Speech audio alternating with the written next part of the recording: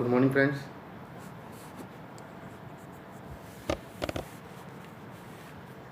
तो हम लोग अपने कॉम्पिटिटिव बायोलॉजी के पार्ट 6 पे पहुंच चुके हैं, जिसके अंदर से पार्ट 5 के दोनों पार्ट नंबर 1 और नंबर 2 जो मैंने कंटिन्यूड दिया था आपको, वो हम लोगों का एक्सटेंडेड पार्ट था। और मैंने आपको पार्ट 5 के लास्ट वाले लेक्चर में मैंने कहा था कि जितनी भी चीज़ें हम लोग पढ़े हैं विस्तार से, उसे हम लोग लूसेंट के माध्यम से भी पढ़ेंगे। ठीक है, तो आपका काम ये है कि हम लोग अब जो हम लोग पार्ट 6 शुरू करेंगे, इसके अंदर आज के लेक्चर में आपको tissue, blood, digestion, excretion, bones and nervous system, ये कुछ ह्यूमन पार्ट हैं। ये सारे प्रोसेस ह्यूमन की टिश्यू, ह्यूमन का blood, human digestion, human excretion, human skeleton system and human nervous system, हम इतनी चीज़ों के बारे में आज के लेक्चर में डिस्कस करेंगे, जिससे आपने जितना भी पीछे जो भी चीज़ पढ़ा है वो सारी चीज़ें आपकी क्लियर हो जाएं।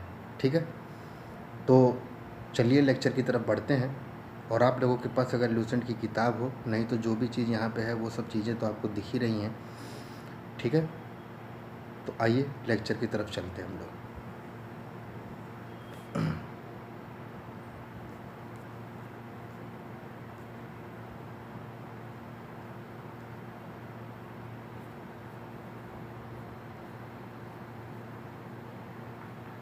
तो सबसे पहले आते हैं हम लोग ह्यूमन टिश्यू पे और इसे समझते हैं।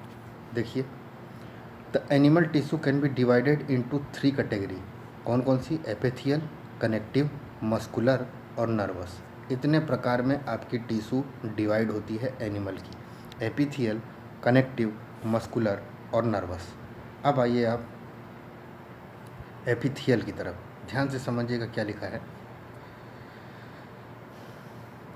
एपिथियल tissue cover the external surface of the body and the internal free surface of many organ. कुल मिला के बात यह है कि आपके पास जब एपी लिखा हुआ रहेगा तो इसका मतलब समझिए ये आउटर पार्ट की बात कर रहा है। एपिथीलियम, एपिथीलिया, एपिसेंटर, ये सब बाहर की चीज़ें होती हैं। तो आपके एपिथियल क्या करता है? ये हम लोगों की बॉडी के एक्सटर्नल सरफेस को क्या करता है? कवर करता है। इसके अलावा हमारी इंटरनल फ्री सरफेस को भी ये टिश्यू कवर करते हैं। आगे, there is no blood vessel in supplying nourishment. इनके अंदर एपिथियल टिश्यू में कोई भी ब्लड वेसल मौजूद नहीं होती। They receive nourishment from the underlying connective tissue. The principal function of epithelial tissue are covering and lining the free surface. आपके epithelial tissue का मेन फंक्शन क्या है? Covering and lining the free surface. हमारे free surface या जो हमारे शरीर के बाहरी भाग है उसके ऊपर ये अपना परत लगा के हमारी चीज़ों को बचाता है। तो कुल मिला के बात यह है कि कहाँ पे आपको ये देखने को मिलेगा? Skin, intestine, gland, hollow organ like fallopian tube, nasal passage, trachea, इन सब जगहों पे आपको एपिथियल टिश्यू देखने को मिलती है। तो मेरे ख्याल से आपको एपिथियल टिश्यू में कोई दिक्कत नहीं होगी। आइए कनेक्टिव टिश्यू पे। ये टिश्यू क्या करती हैं? These tissue connect and bind the different tissue. इनका काम यह है कि ये अलग अलग टिश्यूओं को जोड़ने का काम करती हैं, इसीलिए इसमें कनेक्ट लिखा गया है।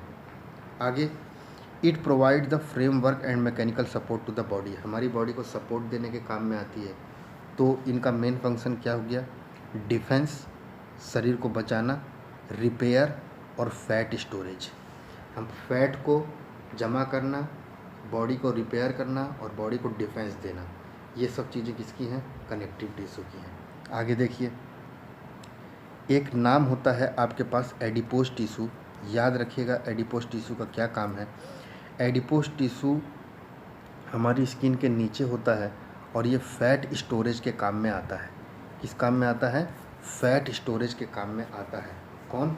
Adipose tissue. और ये कनेक्टिव टिश्यू में ही होते हैं, इसीलिए यहाँ पे फैट स्टोरेज लिखा गया है। आगे, अगर मैं लिगामेंट की बात करूं, they are made up of fibrous connective tissue. ये कौन सी टिश्यू के बने होते हैं? फाइब्रस कनेक्टिव टिश्यू, मतलब उसके अंदर फाइबर्स होते हैं या रेसे होते हैं। आगे कार्टिलेज, बोन, ब्लड, ये सब आपके क्या हैं? कनेक्टिव टिश्यू हैं। कोई दिक्कत आपको यहाँ तक? आगे आइए। Blood is the only tissue which is found in the form of fluid. Blood भी आपका कनेक्टिव टिश्यू है, लेकिन यही एक ऐसा टिश्यू है ब्लड जो फ्लूइड की फॉर्म में या तरल पदार्थ की फॉर्म में रहता है। ठीक है, कोई दिक्कत? तो कनेक्टिव टिश्यू में आपको लिगामेंट, कार्टिलेज, ब्लड, ये सब चीज़ें आपको मिलेंगी, और बोन। ठीक, आगे आइए। यहाँ तक आपको मेरी बात समझ में आई? अब यहाँ पे 2-3 चीज़ें आई हैं जो आपको समझनी है। पहला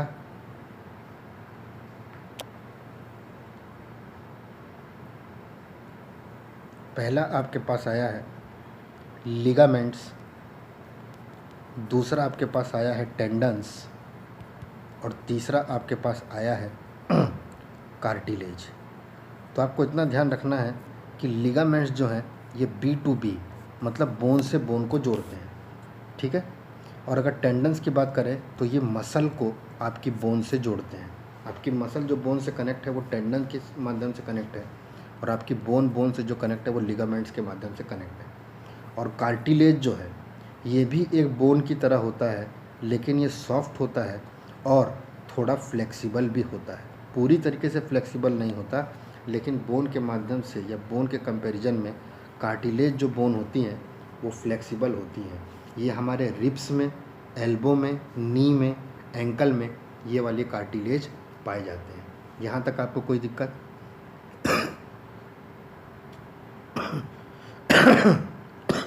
यहाँ तक आपको कोई दिक्कत किसी चीज़ में? तो आपको इतनी चीज़ें पता चल गई कि मसल को बोन से कनेक्ट करने का काम किसका है? टेंडन का। बोन से बोन को कम करने का इसका लिगामेंट का। और कार्टिलेज का काम क्या है? ये भी एक सॉफ्ट बोन है जो फ्लेक्सिबल भी होती है। ठीक, आगे आइए।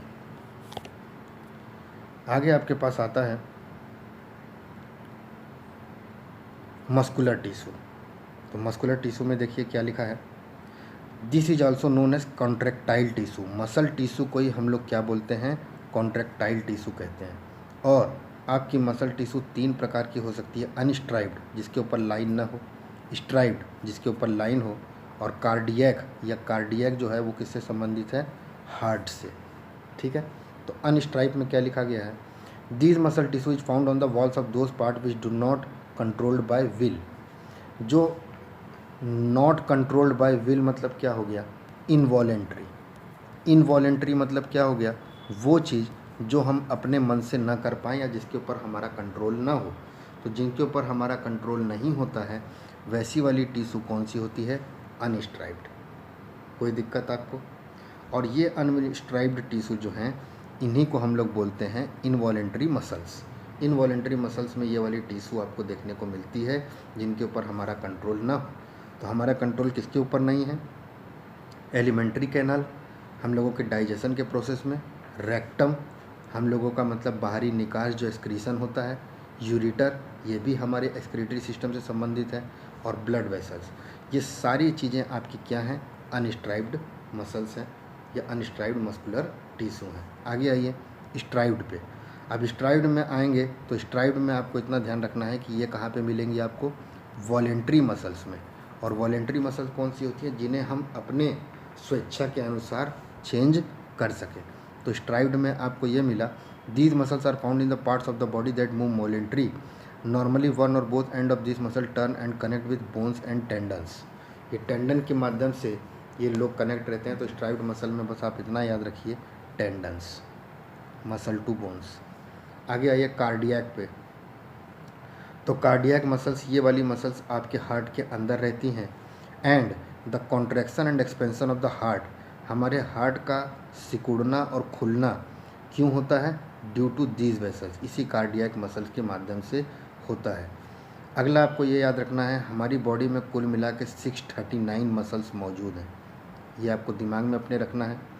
अगर कोई पूछे कि आपकी बॉडी की सबसे बड़ी मसल कौन सी है, तो हिप, हम लोगों की हिप में ग्लूटस मैक्सिमस नाम की मसल जो है वो सबसे बड़ी मसल है हमारी बॉडी की। और हमारे बॉडी की सबसे छोटी मसल कौन सी है? स्टेपिडियस। ये 2 नाम आपको याद रखने हैं, इंपॉर्टेंट है, ग्लूकस मैक्सिमस और स्टेपिडियस। यहाँ तक कोई दिक्कत आपको? जानकारी लेनी है कि ये स्टेपिडियस मसल कहाँ पे है, तो आपको बस इतना ध्यान रखना है कि ये स्टेपिडियस मसल हम लोगों के नर्व या हम लोगों के फेशियल नर्व, फेस में ये वाली नर्व मौजूद है, या मैं ये कह सकता हूँ नेक में आपको स्टेप्स नाम की जो मसल मिलती है उसी को हम लोग क्या बोलते हैं? स्टेपिडियस। यहाँ तक आपको कोई दिक्कत? कोई दिक्कत नहीं। आगे आइए। अब आता है हमारे पास नर्वस टिश्यू। तो नर्वस टिश्यू को हम लोग सेंसिटिव टिश्यू भी कहते हैं। और अगर हम नर्वस टिश्यू की बात करें तो इसके अंदर नर्व सेल जो है या न्यूरॉन्स जो हैं वो इनकी यूनिट होती है। ठीक है, न्यूरॉन को ही हम लोग functional unit of nervous system कहते हैं। इसके अलावा आपको इसमें कोई और पढ़ने की ज़रूरत नहीं है। अगला चीज़ आपको यह याद रखना है कि आपकी नर्वस टिश्यू जो है वो वॉलेंट्री और इनवॉलेंट्री एक्टिविटी को कंट्रोल करती है। हम लोगों का नर्व हमारे दिमाग से संबंधित है और कुछ इस टाइप का डायग्राम आप पढ़े होंगे, तो इसमें आपको ये पता होना चाहिए कि आपकी नर्व टिश्यू के बाहर जो ये रेशे निकलते रहते हैं इसे हम डेंड्राइट्स कहते हैं। Dendrites, DENDRITES, dendrites. और ये जो लाइन जा रही है इसे एक्सॉन कहते हैं। और जहाँ पे ये सिग्नल दूसरे वाले को मिलती है उस वाले पॉइंट को हम लोग क्या कहते हैं? साइनैप्स। साइनैप्स। ठीक है, तो ये कुछ नर्वस टिश्यू के बारे में जानकारी थी जो आपको पता चली। तो आपने टिश्यू के बारे में समझ लिया। आइए ब्लड पे। ब्लड के बारे में आप पढ़ ही लिए हैं, कभी भी हम लोग जल्दी जल्दी सारी चीज़ें कवर करते हैं। ब्लड एक फ्लूइड कनेक्टिव टिश्यू है, पहली चीज़। क्वांटिटी ऑफ ब्लड हमारी बॉडी में, हमारी बॉडी के टोटल वेट का 7% क्या है? ब्लड है। ठीक है। तीसरा, हमारी बॉडी का pH लेवल कितना है? 7.4। इसका मतलब स्लाइटली एल्कलाइन या स्लाइटली बेसिक। दूसरा, एक ह्यूमन बॉडी में 5 से 6 लीटर तक का ब्लड आता है एवरेज। दूसरा, फीमेल के अंदर मेल की अपेक्षा में आधा लीटर ब्लड कम रहता है। ठीक है। आगे, ब्लड जो है उसे 2 भाग में बांट सकते हैं, प्लाज्मा और ब्लड कैप्सूल में। ये हम लोग पढ़ चुके थे। ठीक है। आइए प्लाज्मा पे। अब प्लाज्मा हमारी बॉडी का लिक्विड पार्ट है। हमारे पूरे ब्लड का 60% प्लाज्मा है। ठीक है। और प्लाज्मा के अंदर 90% वाटर, 7% प्रोटीन, सॉल्ट और ग्लूकोज, ये सब चीज़ें देखने को मिलती हैं। ठीक है। यहाँ तक आपको कोई दिक्कत? कोई दिक्कत नहीं। तो हमें अगर पूछा जाए प्लाज्मा का काम क्या है? Transportation of digested food, hormones and excretory product. ये फ्लूइड जो है ये डाइजेस्टेड फूड, हार्मोन और एक्सक्रीटरी प्रोडक्ट को ट्रांसपोर्ट करता है अलग अलग जगह पे, from one part two another. यहाँ तक आपको कोई दिक्कत? कोई दिक्कत नहीं। आगे आइए। अगर हम अपने प्लाज्मा से फाइब्रोनिजन और प्रोटीन, अगर उस प्लाज्मा से हम प्रोटीन और फाइब्रोनिजन निकाल लें तो हमारा प्लाज्मा जब जो बचेगा उसे हम क्या बोलते हैं? उसे हम क्या बोलते हैं? उसे हम सीरम बोलते हैं। ठीक है। यहाँ तक कोई दिक्कत आपको?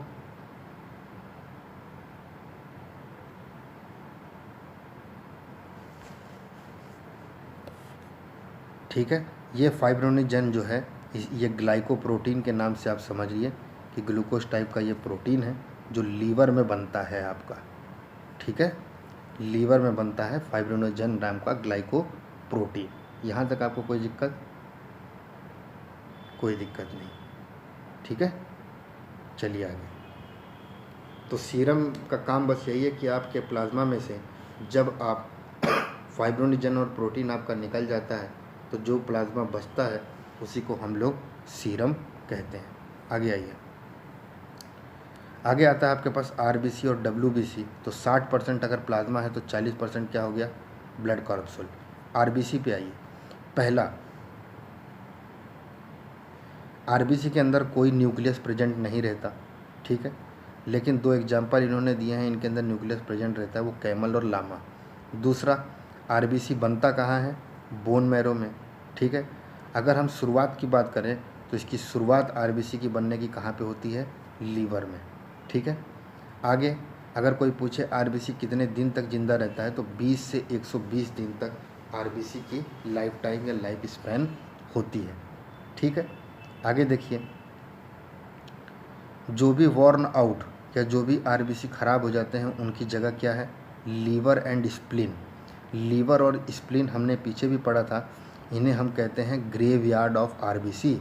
जो आरबीसी आपकी ख़राब हो जाती है या वॉर्न आउट हो जाती है या पुरानी हो जाती है, उन सब आरबीसी को कहाँ पे पहुँचना पड़ता है, लीवर में, और वहाँ पे इन लोगों को ख़त्म किया जाता है। क्या है, पूरी तरीके से डिस्ट्रक्शन होता है। तो ग्रेव ऑफ आरबीसी क्या है, लीवर एंड स्प्लीन। स्प्लीन मैंने आपको बताया था लिम्फेटिक सिस्टम का एक पार्ट है जो इम्यून सिस्टम में आता है। आगे देखिए, आरबीसी के अंदर आपको हेमोग्लोबिन मिलेगा, और हेमोग्लोबिन में जो हेमो लगा है वो आयरन से रिलेटेड है। तो इसी के कारण आपके कलर, आपके ब्लड का कलर क्या रहता है, लाल रहता है। यहाँ तक आपको कोई दिक्कत नहीं। आगे देखिए, globulin is a proteins compound which is extremely capable of combining with oxygen and carbon dioxide. आपके ब्लड के अंदर हेमोग्लोबिन जो लिखा गया है, हेमो और ग्लोबिन जो लिखा गया है, तो इसमें हेमो का मतलब हो गया आयरन, और आयरन के कारण आपके ब्लड को क्या कलर मिला, रेड। और जो ये ग्लोबिन है, ये आपका एक कंपाउंड है, इसका काम क्या है, ये एक्सट्रीमली कैपेबल, ये ग्लोबिन जो है आसानी से ऑक्सीजन और CO2 के साथ क्या हो जाता है, कंबाइन हो जाता है। तो हेमोग्लोबिन के दो काम हो गए, एक तो लाल देना और एक ऑक्सीजन कैरिंग कैपेसिटी, या ऑक्सीजन को अपने साथ कंबाइन करके ये आगे की तरफ ले जाता है। आगे आइए, आगे इन्होंने लिखा है iron compound found in haemoglobin is known as haematin, जो मैंने आपको बता ही दिया। आगे, मेन फंक्शन आरबीसी का क्या है, to carry oxygen to all cells of the body and bring back the carbon dioxide. हमारे शरीर के अलग अलग भाग में सेल्स में ऑक्सीजन को पहुंचाना और वहां से कार्बन डाइऑक्साइड को वापस लाना, किसका काम है, आरबीसी का। जब भी आपके शरीर में हेमोग्लोबिन की कमी होगी तो आपको बीमारी कौन सी होगी, अनीमिया। याद रखिएगा ये पॉइंट, अनीमिया। आगे आइए, अब आते हैं हम लोग WBC पे। तो आपको यहाँ पे एक चीज़ इन्होंने और बताई नहीं, वो मैं बता देता हूँ आपको। आरबीसी को ही हम लोग एरिथ्रोसाइट्स भी कहते हैं। आरबीसी को ही हम लोग क्या कहते हैं, एरिथ्रोसाइट। उसी तरीके से WBC को हम लोग क्या कहेंगे, ल्यूकोसाइट या लिम्फोसाइट। ठीक है, और अगर WBC की साइज़ की बात करें या शेप की बात करें तो इनकी शेप बिल्कुल अमीबा की तरह होती है। इनकी भी फॉर्मेशन बोन मैरो, लिम्फ और लीवर और स्प्लीन में होती है। लाइफ स्पैन केवल 1 से 2 दिन है बस, इससे ज़्यादा नहीं। दूसरा, इनके अंदर न्यूक्लियस प्रेजेंट रहता है। और अगर आरबीसी की संख्या में WBC की संख्या की बात करें तो बहुत ही कम WBC की संख्या रहती है, 600:1। इसका मतलब जब आरबीसी 600 रहेगा तो उस समय WBC का काउंट कितना रहेगा, केवल 1। और इनका मेन काम क्या है, टू प्रोवाइड प्रोटेक्शन और टू प्रोवाइड इम्यून। हमारी बॉडी को इम्यून देने का काम किसका है, WBC का। यहाँ तक आपको कोई दिक्कत नहीं। आगे आइए, आगे आता है आपके पास ब्लड प्लेटलेट्स, और ब्लड प्लेटलेट्स को ही हम लोग थ्रोम्बोसाइट कहते हैं। और थ्रोम्बोसाइट का काम क्या है, ये भी हमारी ह्यूमन ब्लड में मौजूद है। इनके अंदर भी न्यूक्लियस प्रेजेंट नहीं रहता। ठीक है, तो न्यूक्लियस केवल आपको WBC में मिला। दूसरा, इनकी भी फॉर्मेशन बोन मैरो में होती है, और 3 से 5 दिन तक इनका काम रहता है, उसके बाद ये ख़त्म हो जाते हैं। और जैसे आरबीसी का ग्रेवयार्ड या आरबीसी का शमशान लीवर था, वैसे ही हमारे थ्रोम्बोसाइट्स या प्लेटलेट्स का भी शमशान क्या है, स्प्लीन। और स्प्लीन लिम्फ का एक पार्ट है।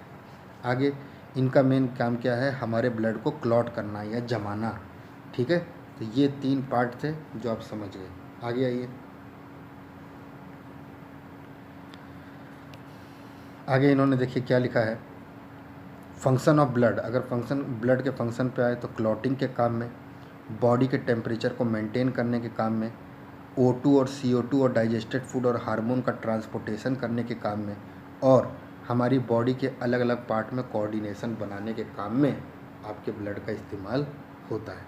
आगे देखिए, आपको ध्यान देना बस ये है, ये वैसे ज़रूरी नहीं है कि क्लॉटिंग ऑफ ब्लड अगर आपसे पूछा जाए तो इसमें कुछ वर्ड हैं जो आपको ध्यान रखने हैं, प्रोथ्रोम्बिन और फाइब्रोनिजन। ठीक है, कोई दिक्कत आपको यहाँ तक?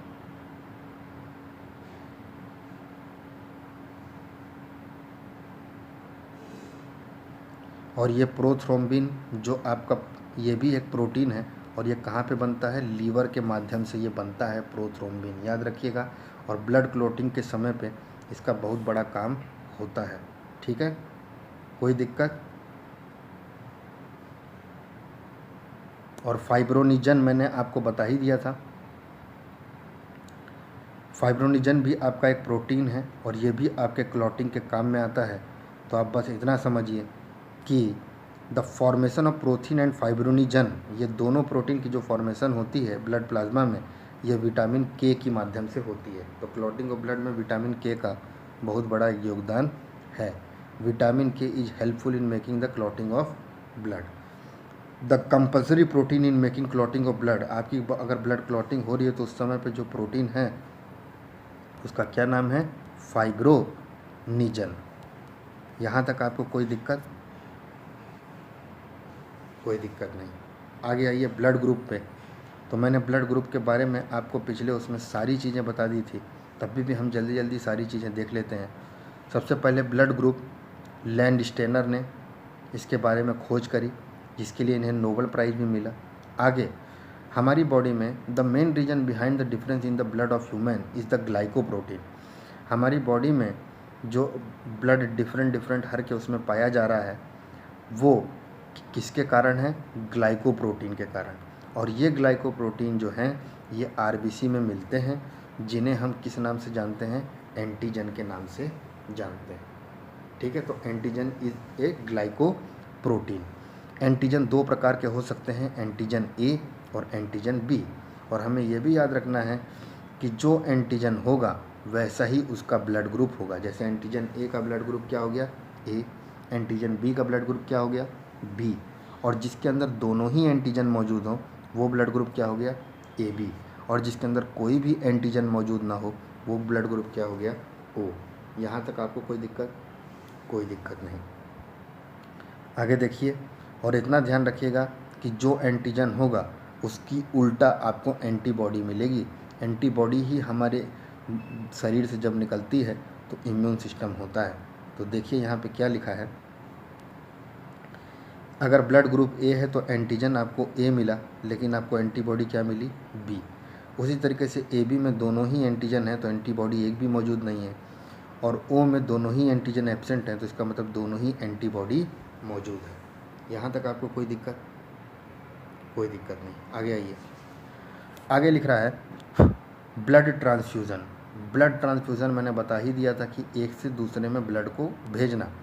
एंटीजन ए एंड एंटीबॉडी ए, हमें मालूम है कि एंटीजन ए और एंटीबॉडी ए, उसी तरीके से एंटीजन बी और एंटीबॉडी बी कभी भी एक साथ नहीं रह सकते।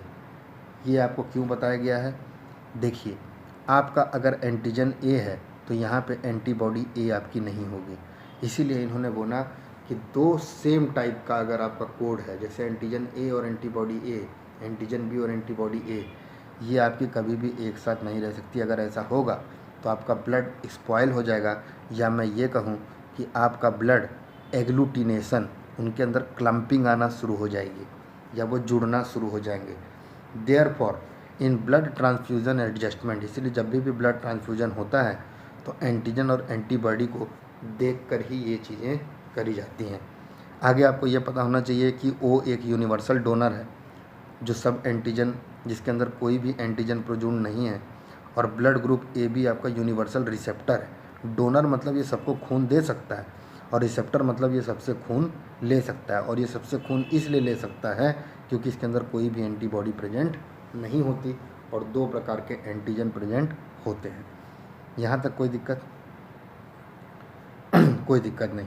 आगे आइए, RH फैक्टर। तो मैंने आपको बताया था कि RH फैक्टर जो है ये मंकी के उससे निकला था। तो 1940 में लैंडस्टेनर और वीनर ने एक डिफरेंट टाइप ऑफ एंटीजन की खोज करी हमारे ब्लड में। ठीक है, और क्या किया इन्होंने, they discovered it in the rhesus monkey. इस टाइप के ब्लड की खोज इनको कहाँ से मिली, एक रैसस मंकी से मिली। और रैसस मंकी से मिली इसीलिए इस वाले ब्लड टाइप को हम लोग क्या बोलते हैं, RH फैक्टर। कोई दिक्कत आपको, RH फैक्टर। तो RH फैक्टर का मेन काम क्या है समझ लीजिए। इन the blood of that person it is found, जिसमें ये ब्लड RH फैक्टर पाया जाता है उसे हम RH पॉजिटिव कहेंगे, और जिसमें RH फैक्टर नहीं पाया जाता उसे हम RH निगेटिव कहेंगे। और हमेशा आपको ध्यान रखना है कि जब भी ब्लड ट्रांसफ्यूज़न होता है तो उस समय पे RH फैक्टर को चेक कर कर ही ब्लड ट्रांसफ्यूज़न किया जाए। क्यों? क्योंकि RH पॉजिटिव को ही दिया जाए और RH निगेटिव को ही दिया जाए। लेकिन अगर आप RH पॉजिटिव के आपके पेरेंट RH निगेटिव के पेरेंट के साथ में ट्रांसमिट होता है तो उस समय पे बहुत बड़ा बैड इफ़ेक्ट पड़ता है, या ये कहें कि बच्चे के ऊपर इसका बहुत बड़ा असर पड़ता है। जैसे यहाँ पे इन्होंने एक चीज़ बोला है, अरिथ्रोब्लास्ट मतलब RBC का टूटना, और फिटेलेसिस मतलब होता है बच्चे या child. If the father blood is RH positive and mother blood is RH negative, अगर आपके पिताजी का ब्लड RH पॉजिटिव है और आपकी माँ का ब्लड RH निगेटिव है, then the child to be born dies at the pregnancy, तो जो चाइल्ड निकलेगा वो प्रेगनेंसी के समय पे उसकी मौत भी हो सकती है। तो ये इसी को हम कहते हैं एरिथ्रोब्लास्ट फेटेलेसिस। यहाँ तक आपको कोई दिक्कत? आगे इसने वही चीज़ बताया है कि अगर 2 फादर आपके ओ के होंगे तो आपको ब्लड ग्रुप O ही मिलेगा। तो इसमें मैं बस एक ही बात आपको बता देता हूँ कि ये कैसे बनता है, तो आप इसे देख लीजिए कि अगर AB का क्रॉस AB से होगा तो एक्सपेक्टेड ब्लड ग्रुप ये कैसे हैं और अनएक्सपेक्टेड ब्लड ग्रुप ये कैसे हैं। तो आपको जो भी चीज़ लिखी रहती है जैसे AB, तो AB के अंदर 2 एंटीजन मौजूद हैं, दोनों एंटीजन आपने लिख दिए A और B। उसी तरीके से इस वाले AB में भी दोनों मौजूद हैं तो AB लिख दिया और आपको AA, AB, AB और BB मिल गया। तो आप देख रहे हैं कि आपको blood group B, blood group A और ब्लड ग्रुप AB 3 प्रकार की चीज़ें आपको मिल रही हैं, वहीं यहाँ पे लिखा है। तो अगर O इसमें मौजूद नहीं है इसका मतलब अनएक्सपेक्टेड ब्लड ग्रुप आपका क्या है? O। समझ गए? तो ये जो मैं AB को अलग से A और B लिखा हूँ इसे ही हम लोग कहते हैं जीनोटाइप। और ये जो मैंने टेबल बताया है इसे हम प्यूरिट स्क्वायर कहते हैं या प्यूरनेट स्क्वायर। और प्यूरनेट स्क्वायर के माध्यम से ही हम किसी भी ब्लड का, या जब मदर और पेरेंट आपस में उनके ब्लड का चेकिंग करते हैं तो हम इसी टेबल का इस्तेमाल करते हैं और इससे हमें पता चल जाता है कि हमारे चाइल्ड का ब्लड ग्रुप क्या होगा। यहाँ तक आपको कोई दिक्कत? कोई दिक्कत नहीं।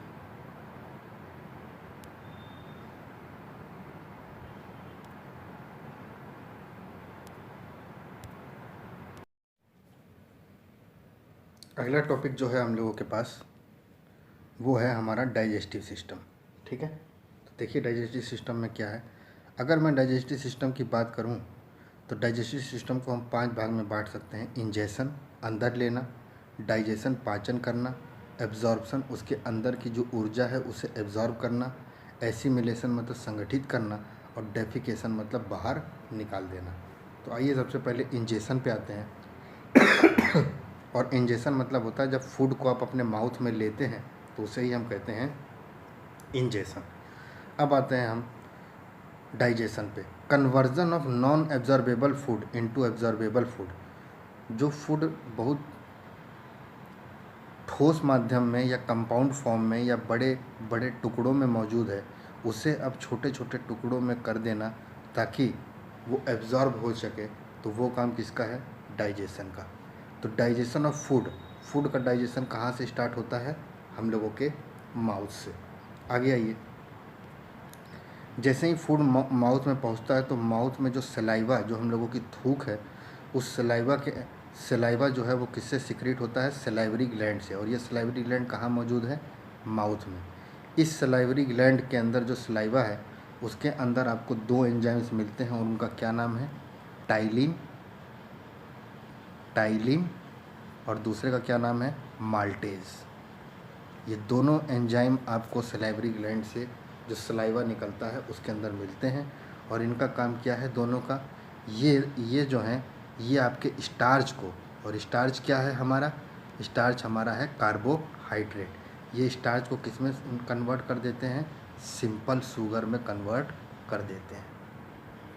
ठीक है, तो आपको क्या पता चला? आपको ये पता चला कि हमारे माउथ में दो प्रकार के एंजाइम्स मौजूद हैं, टाइलिन और माल्टेज, और ये किसके द्वारा सिक्रीट होते हैं? सलाइवरी ग्लैंड के द्वारा। और इनका मेन काम क्या है? ये स्टार्च को शुगर में कन्वर्ट कर देते हैं, या ये कहें सिंपल शुगर में। आगे देखिए, अगर ह्यूमन सिक्रेशन की बात करें तो सलाइवा एक दिन में 1.5 लीटर के आसपास आप लोग अपने मुंह में सलाइवा बनाते हैं, और हमारा सलाइवा थोड़ा सा एसिडिक होता है, 6.8, हल्का एसिडिक, पूरा एसिडिक नहीं होता। आगे इन्होंने लिखा है फूड पाइप के अंदर, जब फूड से पाइप के अंदर, तो यहाँ पे कोई डाइजेशन नहीं होता, जो एब्जॉर्ब फूड है वो नीचे की तरफ आता है। From the mouth the food reach into stomach through the food pipe, इस फूड पाइप के माध्यम से ही जाके ये हमारे पेट में पहुँचता है। तो आपने मुंह में कौन से एंजाइम है ये आपको पता चल गया। आगे आइए, अब आता है स्टमक में डाइजेशन। अभी तक आप माउथ में थे, अब स्टमक पे पहुंचिए और स्टमक के डाइजेशन को देखते हैं। तो बोल रहा है कि फूड यहाँ पे ज़्यादा मैक्सिमम 4 घंटे के आसपास रहता है, और जब फूड यहाँ पे पहुँचता है तो उसके ऊपर गैस्ट्रिक जूस सिक्रीट होना शुरू हो जाता है। ये गैस्ट्रिक जूस क्या करता है, ध्यान से समझिएगा। This gastric juice kills all the bacteria coming from the food, food के अंदर जो भी बैक्टीरिया है उसे ये मार देता है, और हमारे एंजाइम्स जो हैं पेट में, उनके प्रोसेस को ये क्या कर देता है? बढ़ा देता है। एक्सीलरेट करना मतलब बढ़ाना। आगे देखिए, hydrochloric acid makes the food acidic by which ptyalin reaction of the saliva and, hydrochloric acid का भी मेन काम क्या है? ये फूड को एसिडिक माध्यम में बदल देता है, और यहाँ पे आपके टाइलिन जो है, जो टाइलिन ने जो इसके फूड के ऊपर जो रिएक्शन किया था उसका एंड हो जाता है। आगे देखिए, आगे ये बोल रहा है कि एंजाइम्स, अगर हम अपने गैस्ट्रिक जूस के अंदर प्रेजेंट एंजाइम्स की बात करें तो पेप्सिन और रेनिन करके 2 एंजाइम्स आपको कहाँ मिलते हैं? गैस्ट्रिक जूस में। और ये कहाँ पे मौजूद है? हमारे स्टमक में। तो पेप्सिन का काम क्या है? ये प्रोटीन को पेप्टोन्स या पेप्टाइड में बदल देता है, और रेनिन का काम क्या है? ये सेजिनोजिन को सेजिन में बदल देता है। कोई दिक्कत आपको यहाँ तक? तो यहाँ पे आपको 2 चीज़ देखने को मिल रही है। पहला तो रेनिन, तो रेनिन के बारे में मैंने आपको जानकारी नहीं दी थी, तो एक बार आप इतना समझ लीजिए कि ये रेनिन जो आपका एंजाइम है, ये ब्लड प्रेशर, आपके शरीर के ब्लड प्रेशर बनाने के काम में आता है, ठीक है। और ये एक स्पेशल सेल है जो किसके द्वारा बनती है? हमारी किडनी के द्वारा बनती है, हमारे किडनी के द्वारा बनती है, और हमारे शरीर में ब्लड प्रेशर को ये देखती है। यहाँ तक आपको कोई दिक्कत? ठीक है। आगे देखिए, आगे इन्होंने यहाँ पे एक वर्ड लिखा है सेनिन, सेजिन, और सेजिन समझ लीजिए चीज़ को कहते हैं, या हम ये कहें कि काऊ मिल्क, तो वहाँ पे आपको सेजिन देखने को मिलेगा। तो रेनिन का काम क्या है? ये सेजिनोजन को सेजिन में तोड़ देता है। आगे आइए, स्टमक से थोड़ा नीचे पहुँचेंगे तो आपको क्या मिलेगा? ड्यूडेनम। याद रखिएगा, स्टमक के नीचे आपको ड्यूडेनम मिलेगा। और यहाँ पे क्या है? As soon as food reaches the duodenum, bile juice from liver, liver के द्वारा जो बाइल जूस निकलता है वो इसमें मिलना शुरू हो जाता है फूड में। और आपको मालूम होना चाहिए कि बाइल जूस की कंडीशन क्या है? एल्कलाइन। और बाइल जूस एल्कलाइन होने के कारण ये हुआ कि ये आपके एसिडिक फूड को क्या कर देता है? न्यूट्रलाइज कर देता है। क्योंकि हमें मालूम है फूड एसिडिक कैसे हो गया था? जब उसके ऊपर स्टमक से गैस्ट्रिक जूस गया था। तो ये हमारे फूड के एसिडिक मीडियम को एल्कलाइन में चेंज कर देता है, यहाँ तक। और हमारे फूड में पैंक्रियास के माध्यम से पैंक्रियाटिक जूस भी हमारे इसके ऊपर, फूड के ऊपर आने लगता है। तो बाइल जूस आपको लीवर से मिला, और पैंक्रियाटिक जूस आपको पैंक्रियास से मिला। अब देखिए, इस पैंक्रियाटिक जूस में 3 प्रकार के एंजाइम मौजूद हैं, एक ट्रिप्सिन, एमाइलेज और लाइपेज। तो मैंने आपको बताया था ट्रिप्सिन का काम क्या है? प्रोटीन को पेप्टोन्स में चेंज करना, ठीक है। या मैं ये कहूँ कि प्रोटीन और पेप्टोन्स जो हैं उन्हें पॉलीपेप्टाइड या एमिनो एसिड में चेंज कर देना। आपका प्रोटीन का लास्ट प्रोडक्ट क्या है? Amino acid. तो आपके प्रोटीन जो है वो या पॉलीपेप्टाइड या एमिनो एसिड में जब चेंज होता है तो उसे ट्रिप्सिन कहते हैं। दूसरा एमाइलेज, एमाइलेज आपका वर्ड सलाइवरी में भी आया था, तो ये स्टार्च को शुगर में कन्वर्ट करता है। और लाइपेज जो है ये फैट को ग्लिसरॉल और फैटी एसिड में कन्वर्ट करता है। ये तीनों इंपॉर्टेंट है, जो आपके दिमाग में रहना चाहिए। आगे आइए, आते हैं अब हम लोग स्मॉल इंटेस्टाइन की तरफ। तो स्मॉल इंटेस्टाइन में अगर आप देखेंगे तो यहाँ पे आपकी बॉडी का डाइजेशन पूरी तरीके से कंप्लीट हो जाता है और एब्जॉर्प्शन होना शुरू हो जाता है। तो डाइजेशन आपके स्मॉल इंटेस्टाइन में पूरी तरीके से ख़त्म हो गया और एब्जॉर्प्शन होना शुरू हो गया। दूसरा, हमारे स्मॉल इंटेस्टाइन के वॉल से भी जूस निकलता है जिसे इंटेस्टाइनल जूस कहते हैं, और इस इंटेस्टाइनल जूस में भी एंजाइम्स पाए जाते हैं। तो वो कौन कौन से हैं? एरेप्सिन, माल्टेज, सुक्रेज, लैक्टेज और लाइपेज। आगे देखिए, अगर मैं एरेप्सिन की बात करूं तो ये प्रोटीन को एमिनो एसिड में चेंज कर देता है। माल्टेज की बात करूं तो माल्टोज को ग्लूकोज में चेंज कर देता है। सुक्रेज की बात करूं तो सुक्रोज को भी ग्लूकोज और फ्रक्टोज में चेंज कर देता है। लैक्टेज की बात करूं तो लैक्टोज को ग्लूकोज और गैलेक्टोज में चेंज कर देता है। और लाइपेज की बात करूं तो आपके फैट को ग्लिसरॉल और फैटी एसिड में कन्वर्ट कर देता है। और इंटेस्टाइनल जूस का भी जो नेचर है वो क्या है? एल्कलाइन। ठीक है, यहाँ तक आपको कोई दिक्कत? कोई दिक्कत नहीं। आइए अब एब्जॉर्प्शन पे। Absorption, reaching of digested food into blood. जो फूड हमारा डाइजेस्ट हो गया उसे ब्लड में पहुँचने का काम किसका है? एब्जॉर्प्शन। और अधिकतर एब्जॉर्प्शन हमारी बॉडी का या हमारे डाइजेस्टेड फूड का अधिकतर एब्जॉर्प्शन कहाँ पे होता है?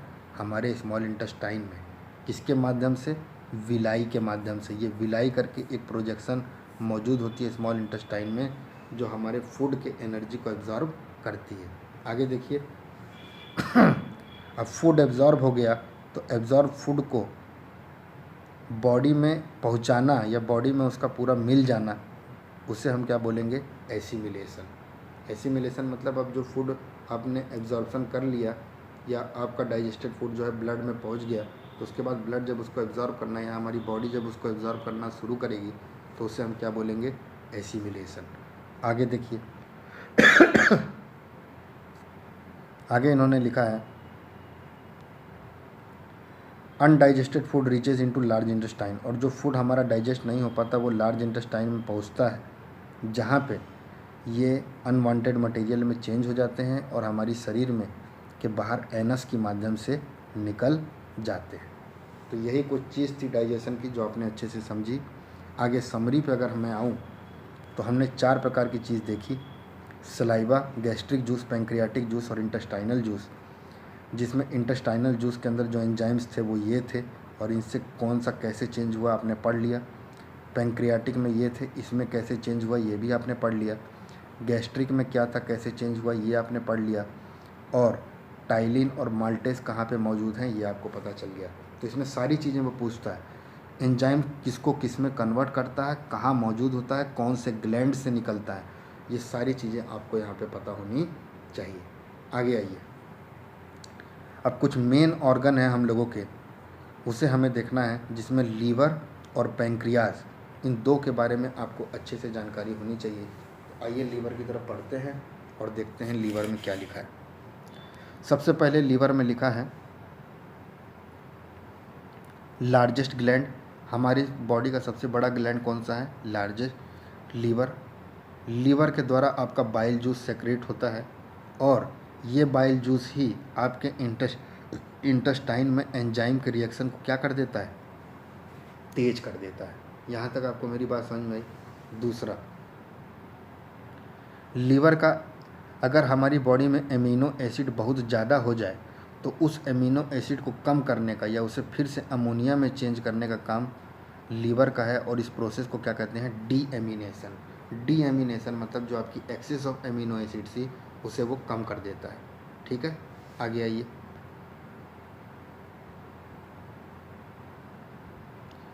तो आपका जो एक्सेस एमिनो एसिड था वो कम हो गया।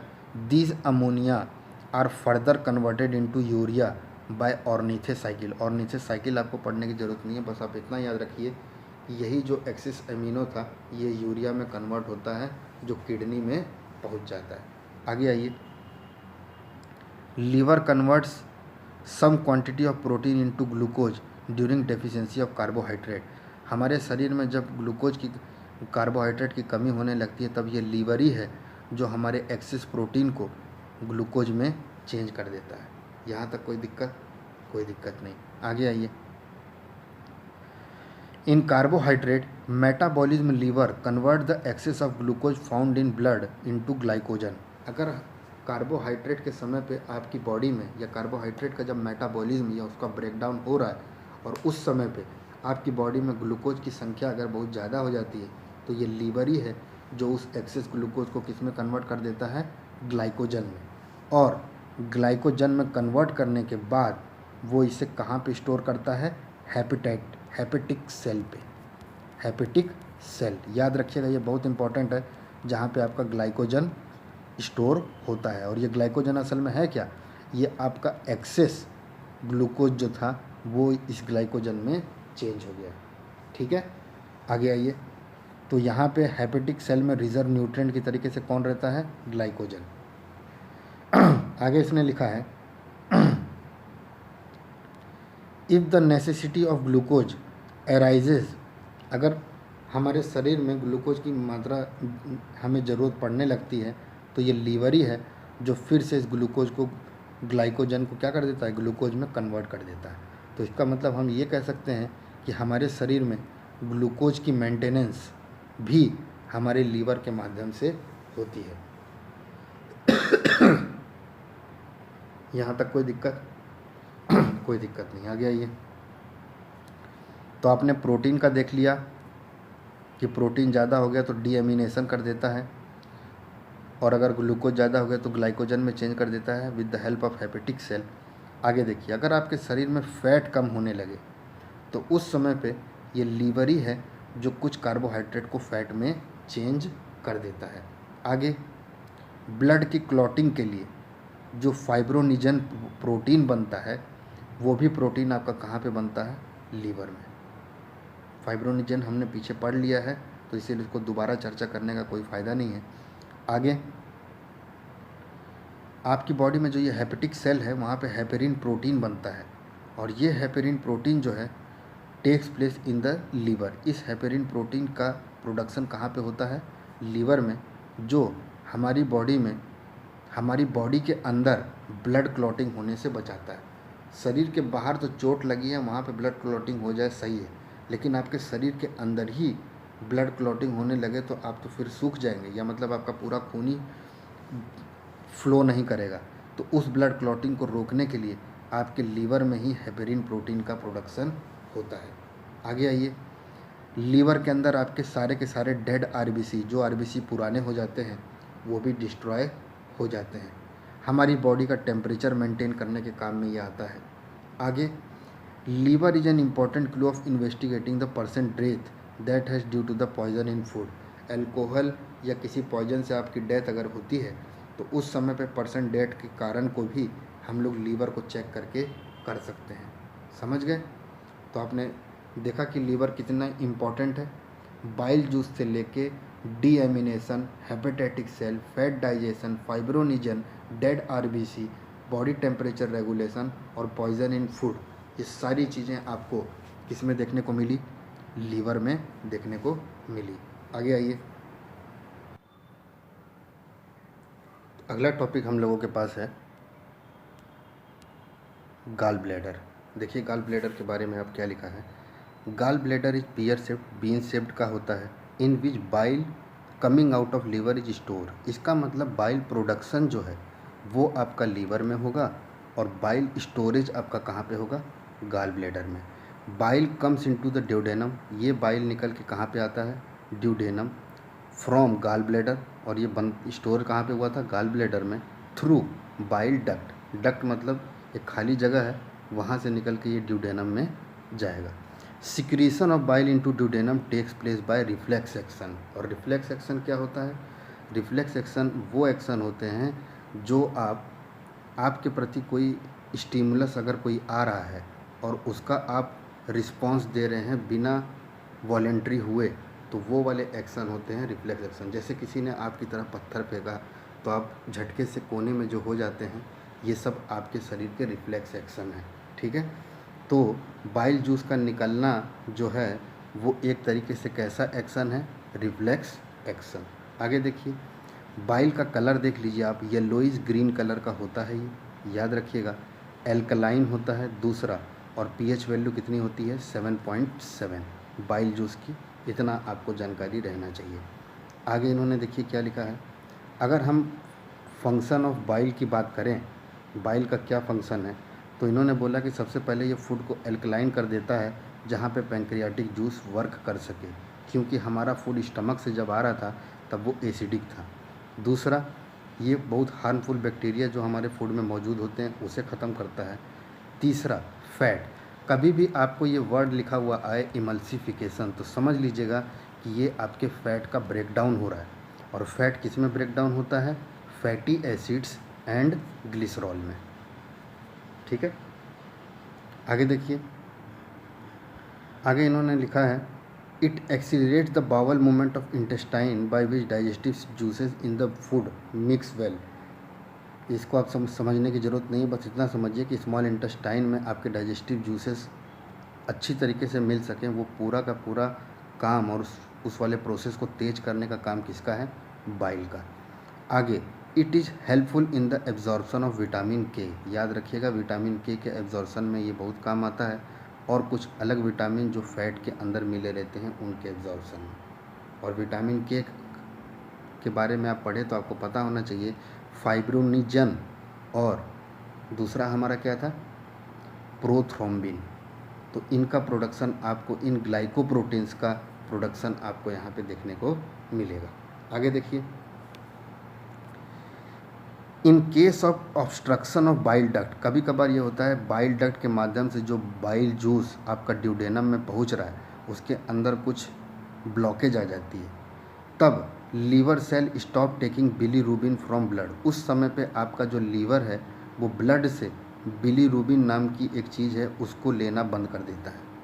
यही बिलीरुबिन और बिलीवर्डिन से ही आपका बाइल जूस बनता है। तो उस समय पे जब बाइल डक्ट का ऑब्स्ट्रक्शन हो जाता है तब लीवर ब्लड से बिलीरुबिन लेना बंद कर देता है। As a result bilirubin spreads throughout the body, और इससे आपका जो बिलीरुबिन है वो पूरे के पूरे बॉडी में फैल जाता है। और पूरी बॉडी में फैलने का मतलब ये हुआ कि आपको येलो कलर हर जगह दिखने लगेगा, और यही कंडीशन होती है किसकी? जॉन्डिस की। इसीलिए बोला जाता है कि जॉन्डिस से आपके लीवर के ऊपर फ़र्क पड़ता है। समझ गए? कोई दिक्कत आपको यहाँ तक?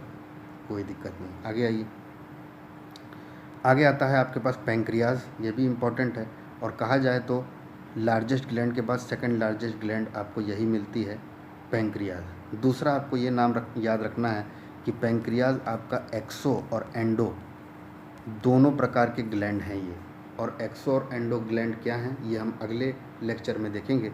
अभी के लिए बस आप इतना ध्यान रखिए कि एक्सोक्राइन ग्लैंड और एंडोक्राइन ग्लैंड, या हम ये कहें कि मिक्स्ड ग्लैंड, आपको कौन मिलेंगे? पैंक्रियाज। आगे देखिए, पैंक्रियाटिक जूस जो है उसके अंदर 9.8% वाटर रहता है और बाकी सारे के सारे एंजाइम्स रहते हैं। और इनकी अगर पीएच वैल्यू की बात करें तो 7.5 से शुरू हो रहा है, इसका मतलब एल्कलाइन है ये। ठीक है, पैंक्रियाटिक जूस क्या हो गया? एल्कलाइन। आगे, it contains the enzymes which can digest all 3 types of food particle, और इसके अंदर तीनों प्रकार के आपको एंजाइम्स मिलेंगे जो कार्बोहाइड्रेट को भी डाइजेस्ट करें, फैट को भी डाइजेस्ट करें और प्रोटीन को भी डाइजेस्ट करें। Therefore it is called complete digestive juice. इसीलिए आपके पैंक्रियाटिक जूस को हम कंप्लीट डाइजेस्टिव जूस भी कहते हैं। यहाँ तक आपको कोई दिक्कत? कोई दिक्कत नहीं। आगे आइए, आगे इन्होंने लिखा है एक नाम, islet of Langerhans. Islet of Langerhans, और इसका मतलब क्या है? ये पैंक्रियाज का एक पार्ट है जो किस साइंटिस्ट के द्वारा? लैंगरहैंस साइंटिस्ट के द्वारा डिस्कवर हुआ। और देखिए, आपके आइलेट ऑफ लैंगरहैंस से आपका बीटा सेल इंसुलिन का beta cell from its beta cell insulin from a cell glucagon and from somatostatin hormones are secreted. मैं आपको बस इतना बताना चाह रहा हूँ कि बीटा सेल और अल्फा सेल्स, तो यहाँ पे कुछ नई जानकारियाँ आपको देखने को मिल रही हैं आइलेट ऑफ लैंगरहैंस में। तो इसको हम समझने के लिए मैं आपको कुछ चीज़ें बता रहा हूँ, उसे आप ध्यान दीजिए। Islet of Langerhans, islet of Langerhans, और इसमें क्या कहा गया है इसे आप समझिएगा। सबसे पहले तो हमें ये समझना है कि आइलेट ऑफ लैंगरहैंस किसका पार्ट है, पैंक्रियास का पार्ट है। दूसरा, इनका मेन काम क्या है, they are responsible for production of hormones, release of hormones. आपके हार्मोन्स रिलीज हों उस चीज़ का प्रोडक्शन, आपके हार्मोन्स का रिलीज़ होना और हार्मोन्स का प्रोडक्शन होना, ये दोनों जिम्मेदारी किसकी है, आइलेट ऑफ लैंगरहैंस की। दूसरा, इट रेगुलेट्स ग्लूकोज लेवल। हमारे शरीर में ग्लूकोज के लेवल को बराबर करने का काम भी किसका है, आइलेट ऑफ लैंगरहैंस का। यहाँ तक आपको मेरी बात समझ में आई? आगे आइए, अगला समझिए क्या है islet of Langerhans. Islet of Langerhans की बात अगर हम करें तो इसके अंदर अल्फा सेल, बीटा सेल और डेल्टा सेल, 3 प्रकार की सेल इसमें पाई जाती है, अल्फा सेल, बीटा सेल और डेल्टा सेल। जिसमें अल्फा सेल जो है वो ग्लूकेगॉन बनाती है। अल्फा सेल क्या बनाती है, ग्लूकेगॉन। बीटा सेल क्या बनाती है, इंसुलिन। और आपका डेल्टा सेल क्या बनाती है, सोमैटोस्टैटिन, जो हमने अभी पढ़ा। ठीक है, यहाँ तक आपको कोई दिक्कत? तो ये तीनों चीज़ पैंक्रियाज में ही बनती है, लेकिन कहाँ पे बनती है, आइलेट ऑफ लैंगरहैंस में। दूसरा, आपको एक चीज़ मैं और बताना चाहूँ तो आइलेट ऑफ लैंगरहैंस को हम लोग आइलैंड्स मतलब टापू ऑफ एंडोक्राइन ग्लैंड्स, बहुत ढेर सारे ग्लैंडों का एक समूह आपका पूरा आइलेट ऑफ लैंगरहैंस में मिलता है। ठीक है, समझ गए आप यहाँ तक? और बीटा सेल का मैंने आपको बताया ही था कि बीटा सेल जो है वही आपके इंसुलिन को जनरेट करती है। ठीक है, इंसुलिन प्रोड्यूसिंग का काम किसका है, बीटा सेल का है। तो हमारे शरीर में बीटा सेल को सही से लाना, और अगर इंसुलिन की मात्रा अगर आपके शरीर में सही है, या बीटा सेल जो इंसुलिन बना रही है वो एकदम सही अनुपात में बना रही है, सही रेशियो में बना रही है, तो आपके शरीर में रिप्लेनिशमेंट का काम करता है। रिप्लेनिशमेंट मतलब दोबारा से किसी चीज़ को भर देना या तरोताज़ा कर देना। तो आपके शरीर में बीटा सेल का रिप्लेनिशमेंट का काम किसका है, बीटा सेल्स का। और ये क्या करती है, ये इंसुलिन प्रोड्यूस करती है। तो इस तरीके से हमको डायबिटीज़ से बचाने में भी हमारे पैंक्रियाज के बीटा सेल का बहुत बड़ा योगदान है। यहाँ तक आपको मेरी बात समझ में आई? कोई दिक्कत? कोई दिक्कत नहीं, आगे आइए। तो हम लोग ग्लूकेगॉन के बारे में देख रहे थे। तो ग्लूकेगॉन जो यहाँ पे लिखा गया है, या जो ये ग्लूकेगॉन लिखा गया है, इसके बारे में आपको जो समझना है वो आप समझिए। और सबसे पहले आपको ये पता होना चाहिए कि ग्लूकेगॉन एक पेप्टाइड हार्मोन है। इसका मतलब इसका मेन प्रोडक्ट क्या है, प्रोटीन। ठीक है, क्योंकि हमें मालूम है प्रोटीन से ही पेप्टाइड बनता है। तो ये एक पेप्टाइड हार्मोन है और ये आपके अल्फा सेल से बनता है, जो हमने अभी पीछे पढ़ा। अल्फा सेल किस में है, पैंक्रियाज में। ठीक है, आगे देखिए। आगे मैं बता रहा हूँ आपको, इट रेजेज मतलब बढ़ाना। It raises the concentration of glucose. इसका मतलब हमारे शरीर में ग्लूकोज के कंसंट्रेशन को बढ़ाने का काम, या फैटी एसिड्स भी मैं बोल सकता हूँ। फैटी एसिड्स और ग्लूकोज के कंसंट्रेशन को बढ़ाने का काम किसका है, ग्लूकेगॉन का। और ये दोनों ग्लूकोज और फैटी एसिड के कंसंट्रेशन कहाँ बढ़ते हैं, हमारे ब्लड में।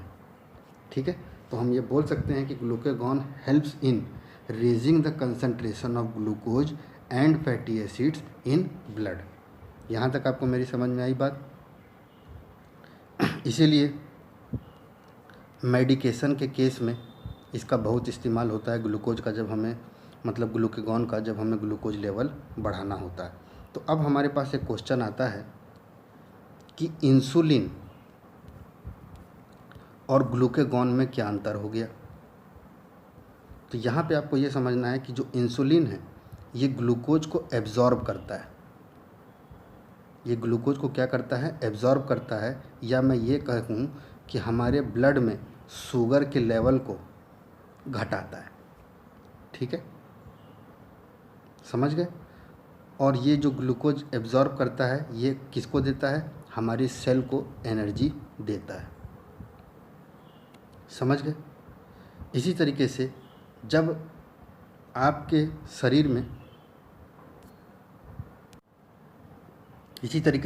शरीर में जब ग्लूकोज लेवल या आपके ब्लड में ग्लूकोज लेवल कम होने लगता है इंसुलिन के द्वारा, तब इस चीज़ को बैलेंस करने के लिए हमारा पैंक्रियाज अपने अल्फा सेल से ग्लूकेगॉन को सिक्रीट करता है। और ये करता क्या है, जब ग्लूकेगॉन सिक्रीट होता है तो ये ग्लूकेगॉन लीवर को इंस्ट्रक्ट करता है to release the stored glucose. जो आपने ग्लूकोज स्टोर किया है उसे आप रिलीज़ कर दीजिए और आपका ब्लड शुगर लेवल फिर राइज होने लगता है। यही इंसुलिन और ग्लूकेगॉन है जो बहुत ही इम्पोर्टेंट कंडीशन है। यहाँ तक आपको मेरी बात समझ में आ गई? कोई दिक्कत नहीं। आगे आइए। आगे हमारे पास आता है सोमैटोस्टैटिन। तो सोमैटोस्टैटिन एक पॉलीपेप्टाइड हार्मोन है ये भी, और विच increases during the assimilation of food. जब आपके शरीर में फूड का एसिमिलेशन या फूड आपके अंदर आने लगता है शरीर में, तब उस समय पे ये उनकी ड्यूरेशन को क्या कर देता है, बढ़ा देता है। तो यहाँ पे लिखा है polypeptide hormone which increase during the assimilation of food. अब इतनी लाइन से कोई बंदा क्या समझेगा कि सोमैटोस्टैटिन क्या होता है। तो आपको यहाँ पे ये समझना है, जैसे आपने इंसुलिन और ग्लूकेगॉन के बारे में पढ़ा उसी तरीके से आपको इसके बारे में भी जानकारी होनी चाहिए कि सोमैटोस्टैटिन क्या होता है। तो सोमैटोस्टैटिन के बारे में जब आप पढ़ेंगे तो आपको सबसे पहले ये याद रखना है कि सोमैटोस्टैटिन हमने क्या देखा था कि ये हमारा डी सेल से निकलता है। जैसे अल्फ़ा से हमारा ग्लूकेगॉन निकलता था, बीटा से हमारा इंसुलिन निकलता था, वैसे ही डी सेल या डेल्टा सेल से हमारा क्या निकलता है, सोमैटोस्टैटिन। यहाँ तक आपको मेरी बात समझ में आई? और इसे आप ये कह सकते हैं कि ये एक वर्ड आता है पैराक्रिन इनहिबिशन। और इसका मतलब क्या है? इसका मतलब ये है कि आपके पैंक्रियाज से जो भी हार्मोन निकल रहे हैं उन हार्मोन को रोकने का काम आपके किसका है, सोमैटोस्टैटिन का। इसका मतलब तो यही हुआ कि आपके इंसुलिन और ग्लूकेगॉन के जो सिक्रीशन होती है इनसे, इसको क्या कर देता है, वो रोक देता है। इनहिबिट करना मतलब रोक देना। यहाँ तक आपको मेरी बात समझ में आई? तो मैं ये कह सकता हूँ कि it exerts a paracrine inhibition influence on the hormone release. और ये हार्मोन रिलीज किसके द्वारा होते हैं, by the glucagon and insulin. ठीक है, अल्फा सेल और बीटा सेल। अल्फा सेल आपके ग्लूकॉन सिक्रीटिंग होते हैं और बीटा सेल आपके इंसुलिन सिक्रीटिंग। तो इस तरीके से आपके कार्बोहाइड्रेट का पूरा मेटाबॉलिज्म सोमैटोस्टैटिन संभालता है। यहाँ तक आपको मेरी बात समझ में आई? ग्लूकोज आपका कार्बोहाइड्रेट ही है, तो ये कार्बोहाइड्रेट मेटाबॉलिज्म में आपकी बात संभालता है। दूसरा, अगर मैं आपको और इसके बारे में बताना चाहूँ तो सोमैटोस्टैटिन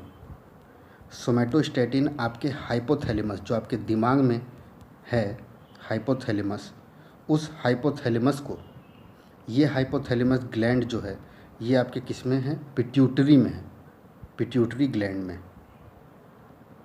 ठीक है, तो सोमैटोस्टैटिन कहाँ पे मौजूद है, हाइपोथैलेमस में मौजूद है। और इसका काम क्या है, ये पिट्यूटरी ग्लैंड से जो सिक्रीशन होती है हार्मोन की उसे रोक देता है। और जो थायराइड स्टिमुलेटिंग हार्मोन है, थायराइड जो है थायराइड स्टिमुलेटिंग हार्मोन है, ये थायराइड स्टिमुलेटिंग हार्मोन आपको मालूम होना चाहिए थायरोक्सिन हार्मोन द्वारा निकलते हैं और इसमें भी पैंक्रियाज का बहुत बड़ा काम होता है। तो थायराइड स्टिमुलेटिंग हार्मोन्स को भी रोकने का और पिट्यूटरी ग्लैंड से भी जो हार्मोन निकलते हैं उन्हें भी रोकने का काम कौन करता है, सोमैटोस्टैटिन। तो हम ये कह सकते हैं कि ग्रोथ हार्मोन और थायराइड हार्मोन्स, ये दोनों हार्मोन को भी आपका सोमैटोस्टैटिन रोकता है। और सोमैटोस्टैटिन दो जगह पाया जाता है, एक आपके हाइपोथैलेमस में और एक आपके पैंक्रियाज में। जो पैंक्रियाज में पाया जाता है वो आपके इंसुलिन और ग्लूकेगॉन जो हार्मोन्स है पैंक्रियाटिक हार्मोन्स, उनको ये रोक देता है। पैंक्रियाटिक हार्मोन्स हैं आपके इंसुलिन और ग्लूकेगॉन। यहाँ तक आपको मेरी बात समझ में आई? तो आपने डाइजेशन का पूरा अच्छे से जानकारी ले लिया। अब आइए आप सर्कुलेटरी सिस्टम में। तो हार्ट के बारे में मैंने आपको सारी चीज़ें पिछले लेक्चर में बता दी थी, तो हम जल्दी जल्दी इसको भी देखते हैं। सर्कुलेटरी सिस्टम की बात करें तो हमारे शरीर में ब्लड का सर्कुलेशन के बारे में जिस साइंटिस्ट ने पढ़ा उसका क्या नाम है? William Harvey. इम्पॉर्टेंट पॉइंट है ये। दूसरा, अगर हम हार्ट की बात करें तो सर्कुलेटरी सिस्टम में 4 पार्ट आते हैं जिनके द्वारा शरीर में पूरा ब्लड सर्कुलेट होता है। हार्ट, आर्टरीज, वीन्स और ब्लड। ठीक है, 4 तरीके से आपके शरीर में ब्लड सर्कुलेट होता है। आगे देखिए, आगे इन्होंने हार्ट के बारे में बताया। तो हार्ट को कवर करने वाली जो मेम्ब्रेन है, जो हार्ट के बाहर की कवर है, उसे कौन क्या कहते हैं? Pericardial membrane. याद रखिएगा, कार्डियक कहीं पे भी लिखा रहे तो हार्ट से संबंधित है। तो पेरिकार्डियल मेम्ब्रेन जो है वो आपके हार्ट को कवर करती है। आगे आपके हार्ट में 4 चैम्बर होते हैं, जिसमें एंटीरियर, अगर हम ऊपर की बात करें तो राइट ऑरिकल और लेफ़्ट ऑरिकल मिलेगा, और अगर पोस्टीरियर नीचे वाले हार्ट की बात करें तो राइट वेंट्रिकल और लेफ़्ट वेंट्रिकल मिलेगा। ये सब चीज़ें हम पीछे पढ़ चुके हैं, जिसमें राइट ऑरिकल और राइट वेंट्रिकल, लेफ़्ट ऑरिकल और लेफ़्ट वेंट्रिकल हमने पढ़ा था, जब हमारा दिल कुछ इस तरीके का बनता था। अब आइए, राइट ऑरिकल और राइट वेंट्रिकल को, जो राइट ऑरिकल और राइट वेंट्रिकल के बीच में जो वॉल्व लगी रहती है, जो खुलती और बंद होती है, उसे हम कहते हैं ट्राइकप्सिड वॉल्व। उसी तरीके से लेफ़्ट ऑरिकल और लेफ़्ट वेंट्रिकल में जो वॉल्व लगी रहती है उसे हम क्या बोलते हैं? बाइकप्सिड वॉल्व। यहाँ तक मेरी बात समझ में आई? आगे देखिए, आगे इन्होंने लिखा है, the blood vessel carrying the blood from body towards the heart. वो ब्लड जो बॉडी से हार्ट की तरफ ले जाया जाए, बॉडी से हार्ट की तरफ जो ब्लड ले जाया जाए, तो उस ब्लड को ले जाने वाली जो वेसल है उसे हम क्या बोलते हैं? वीन्स। यहाँ तक मेरी बात समझ में आई? तो हमें ये पता होना चाहिए कि बॉडी से हार्ट में जा रहा है ब्लड तो प्योरीफिकेशन के लिए जा रहा होगा। ठीक है, तो इसीलिए यहाँ पे जो ब्लड होगा वो कैसा ब्लड होगा? Deoxygenated blood. तो आपका बॉडी से हार्ट की तरफ जो ब्लड जाता है वो इम्प्योर ब्लड होता है, और उसको कौन ले जाता है? वीन्स। आगे देखिए क्या लिखा है, in the vein there is impure blood. Vein के अंदर क्या होता है? इम्प्योर ब्लड रहता है। और क्यों रहता है इम्प्योर ब्लड? इम्प्योर ब्लड उसमें कहते हैं जिसमें ब्लड के अंदर कार्बन डाइऑक्साइड मिक्स हो। तो जो डीऑक्सीजनेटेड होगा उसके अंदर कार्बन डाइऑक्साइड की मात्रा ज़्यादा होगी। यहाँ तक समझ में आया? अब इस वीन को, जो वीन डीऑक्सीजनेटेड ब्लड ले जाता है, इसका एक एग्जाम्पल एक्सेप्शन है, और वो एक्सेप्शन क्या है? एक्सेप्शन मतलब अपवाद। अपवाद आपको क्या मिलेगा? Pulmonary vein. और पल्मोनरी वेन का काम क्या है? Pulmonary vein pure blood carry करती है, बाकी सारी वेन्स आपकी इम्प्योर ब्लड कैरी करती है। यहाँ तक आपको मेरी बात समझ में आई? तो इसका मतलब पल्मोनरी वेन कहाँ पे हमें मिलेगी?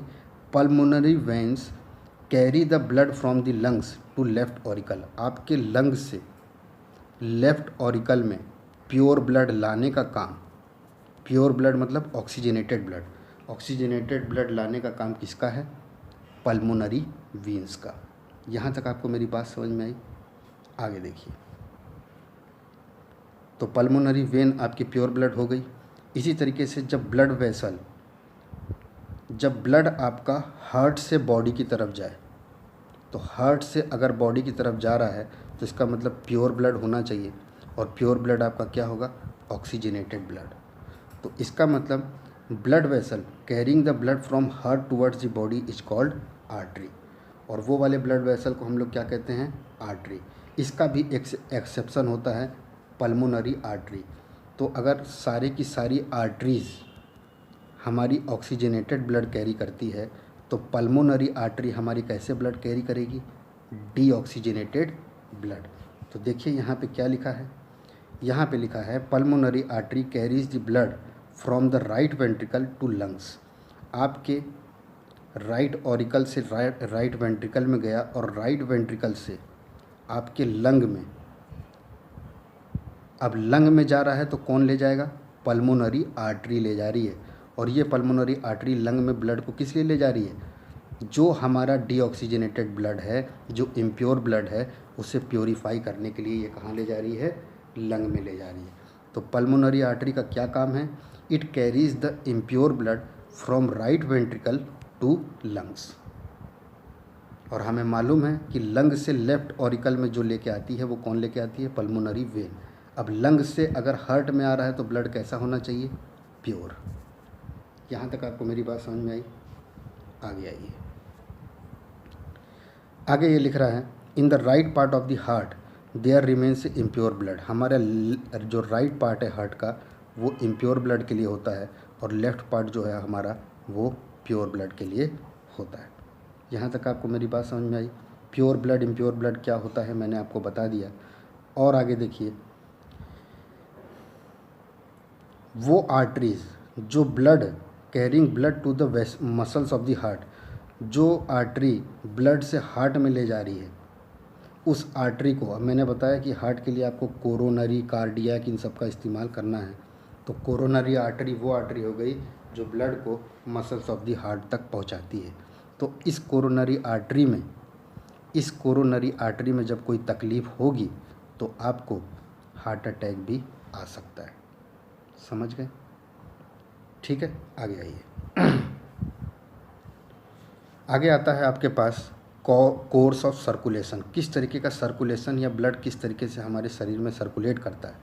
तो इन्होंने लिखा है कि मैमल्स हैव डबल सर्कुलेशन। हम लोग हैं, हम लोगों के अंदर बॉडी का सर्कुलेशन कैसा होता है? Double circulation. It means blood have to cross 2 times from heart. Blood को 2 बार हार्ट से पास होना होगा तब जाके वो बॉडी में पहुंचेगा। और वो कैसे पास होता है ये पूरा हमने पीछे पढ़ लिया था, लेकिन तब भी आप लोगों के लिए हम लोग स्पेशल लेके पढ़ते हैं। देखिए क्या लिखा है यहाँ पे, राइट ऑरिकल ने इम्प्योर ब्लड लिया बॉडी से, जो राइट वेंट्रिकल में चला गया। From here the blood went into the pulmonary artery which send into the lung. और उसके बाद पल्मोनरी आर्टरी के माध्यम से ये वाला ब्लड कहाँ चला गया? प्योरीफिकेशन के लिए लंग में चला गया। वहाँ पे जब ये प्योरीफाई हुआ उसके बाद पल्मोनरी वीन के माध्यम से ये लेफ़्ट ऑरिकल में आया। लेफ़्ट ऑरिकल से ये लेफ़्ट वेंट्रिकल में पहुँचा और लेफ़्ट वेंट्रिकल में पहुँचने के बाद ये प्योरीफाइड ब्लड पूरे बॉडी तक पहुँचाने का काम किसका है? ऑर्टा का।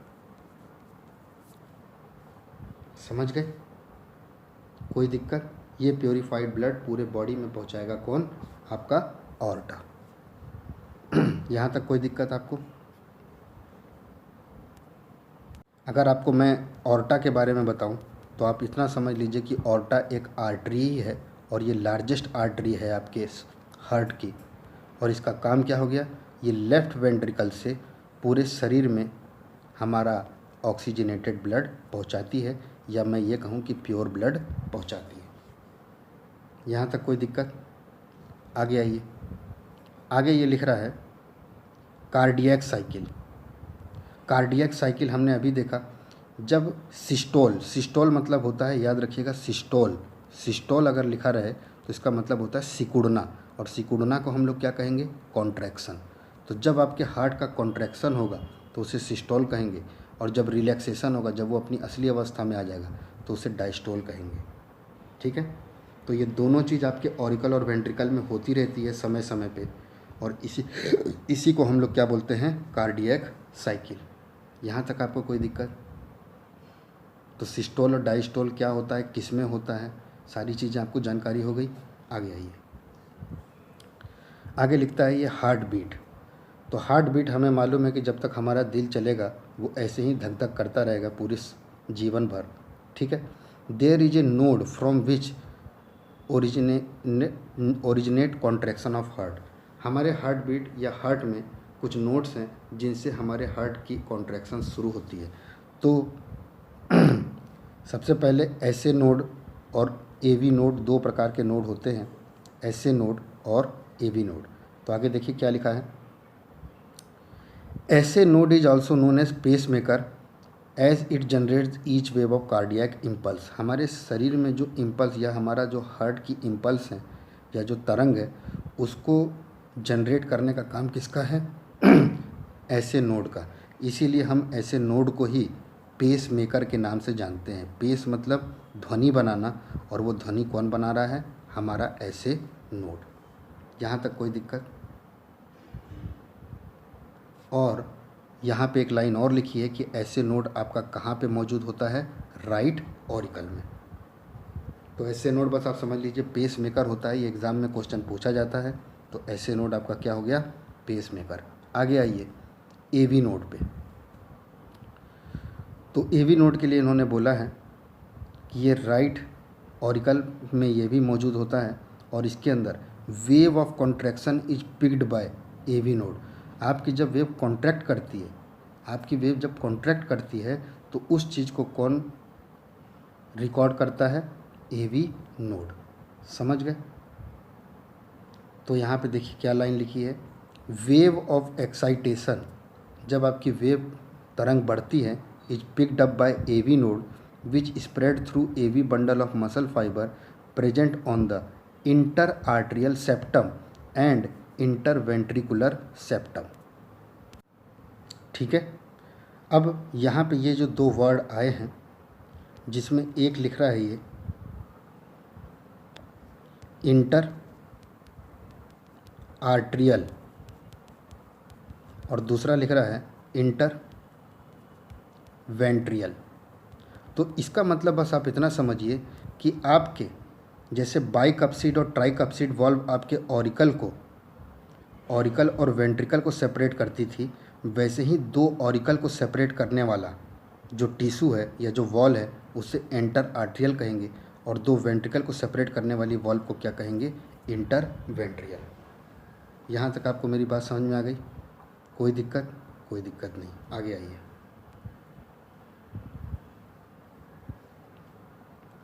आगे क्या लिख रहा है? आगे लिख रहा है आपके पास आर्टिफिशियल पेसमेकर। आर्टिफिशियल पेसमेकर मतलब कि जब आपका ऐसे नोड या आपके हार्ट ख़राब होने लगे या उसकी ध्वनि या पेस अच्छे से ना होने लगे, तो जो हम लोगों के डॉक्टर हैं वो आर्टिफिशियल पेसमेकर बनाते हैं। तो देखिए आर्टिफिशियल पेसमेकर में क्या है। व्हेन ऐसे नोड बिकम्स डिफेक्टिव, जब आपके हार्ट का ऐसे नोड ख़राब होने लगे तब आपकी कार्डियक इम्पल्स जनरेट नहीं होंगी, और जब कार्डियक इम्पल्स जनरेट नहीं होंगी उस समय पे आर्टिफिशियल पेसमेकर लगाया जाता है आपकी चेस्ट में। और ये आर्टिफिशियल पेसमेकर क्या है? एक इलेक्ट्रिक डिवाइस है। ये आपके हार्ट को स्टिमुलेट करता है ताकि रेगुलर इंटरवल पर आपके इम्पल्स जनरेट हो। यहाँ तक आपको कोई दिक्कत? कोई दिक्कत नहीं। आगे देखिए, सिस्टोल और डायस्टोल जो कॉन्ट्रैक्शन और रिलैक्सेशन थी, इन्हीं दोनों को मिला के हम लोग क्या बोलते हैं? Heart beat. एक बार सिकुड़ना, एक बार खुलना और एक बार बंद होना। तो सिस्टोल और डायस्टोल को कलेक्टिवली हम लोग क्या बोलेंगे? Heart beat.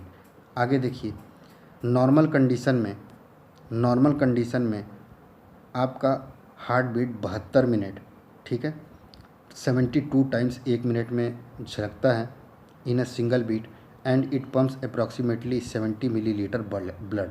और इतनी बार झलकने में वो कितना ब्लड जनरेट करता है, या मतलब कि पंप करता है? 70 मिलीलीटर। यहाँ तक मेरे को समझ में आ गया आपको?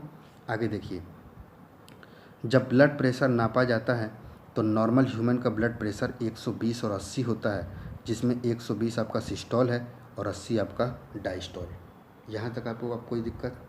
आगे देखिए, ब्लड प्रेशर को नापने का काम किसका है? स्फाइगमोमैनोमीटर का। ये भी बहुत इंपॉर्टेंट पॉइंट है जो आपको समझना है।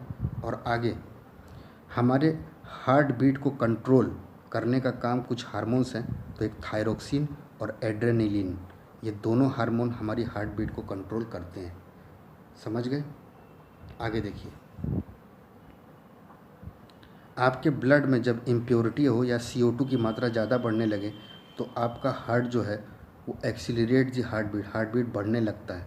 ठीक है, क्योंकि CO2 जनरेट होने से आपकी pH जो है वो कम होने लगती है। इसका मतलब आपका शरीर एसिडिक माध्यम में आने लगता है और आपकी ब्लड जो है उसकी हार्ट बीट बढ़ने लगती है।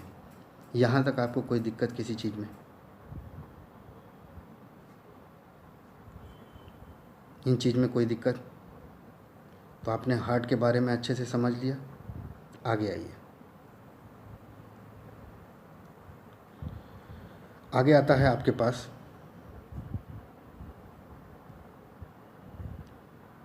लिम्फ सर्कुलेटरी सिस्टम, तो मैंने लिम्फ के लिए आपको बता दिया था ये इम्यून से और WBC से संबंधित है।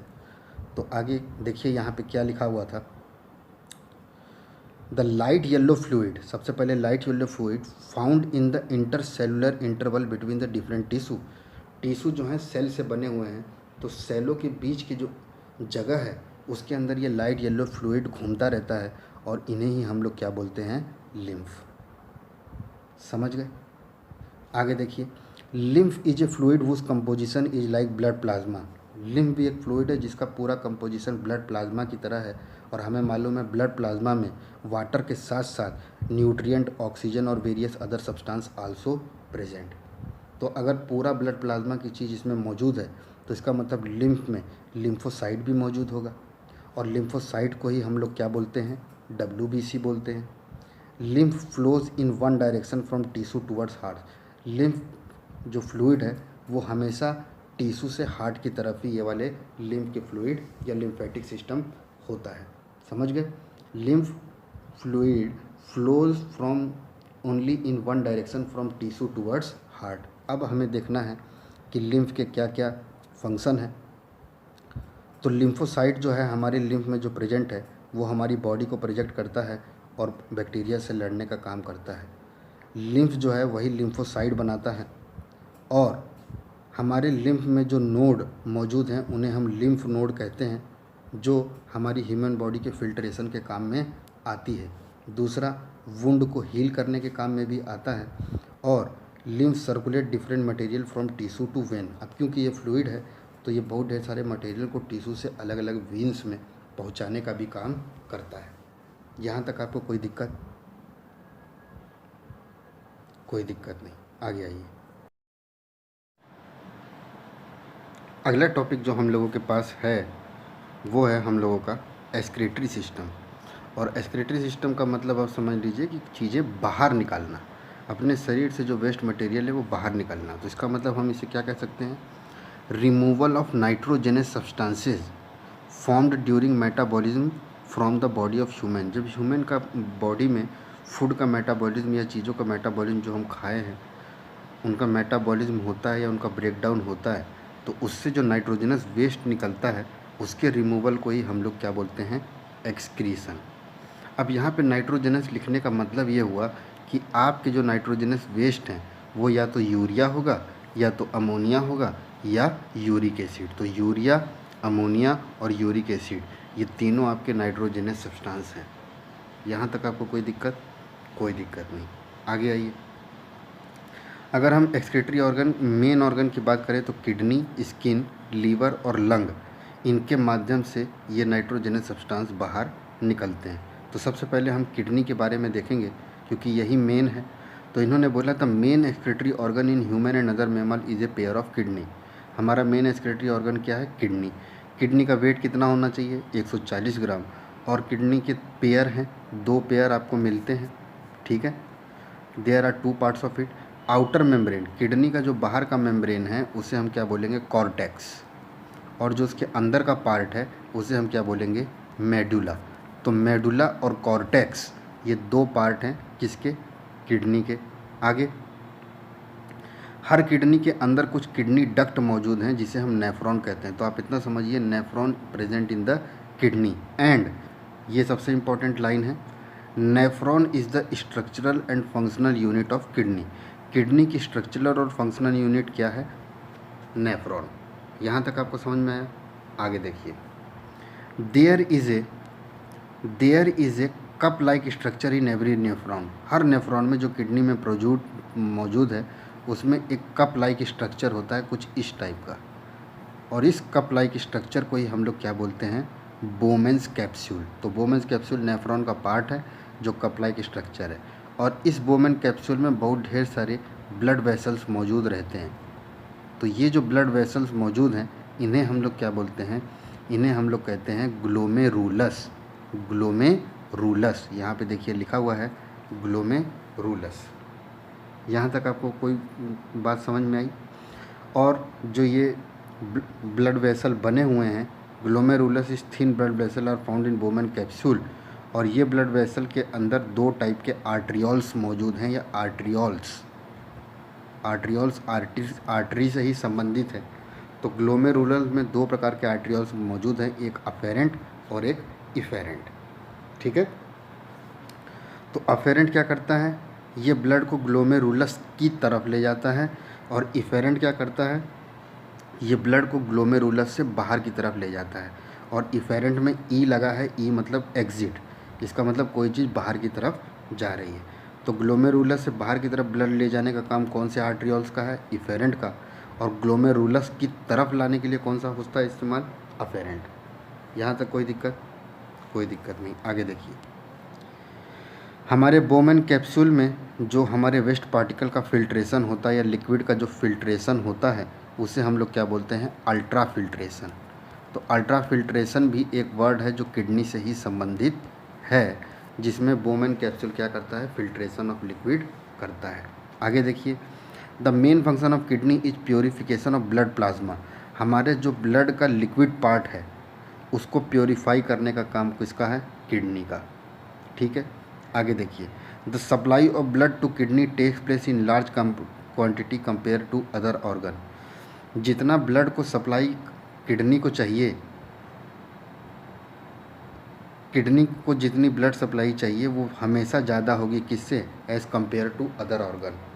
ठीक है, क्योंकि ब्लड प्लाज्मा का प्योरीफिकेशन और सब चीज़ें यहीं पे होंगी, तो ब्लड की सप्लाई सबसे ज़्यादा कहाँ पे होती है, किडनी में। आगे आइए, अगर एक नॉर्मल यूरिन की बात करें, जो हम लोगों की यूरिन निकलती है, तो इसमें 95% आपका वाटर रहता है, 2% आपका साल्ट रहता है, 97% हो गया, और बाकी में आपका यूरिया और यूरिक एसिड मौजूद रहता है। यहाँ तक कोई दिक्कत।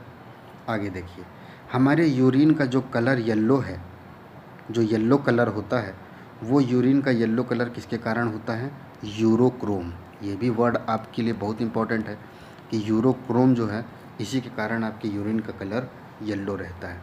Urochrome is formed by the dissolution of haemoglobin. ये आपको याद रखने की ज़रूरत नहीं है, बस आप यूरोक्रोम समझिए, जो कलर करता है येलो किसका, यूरिन का।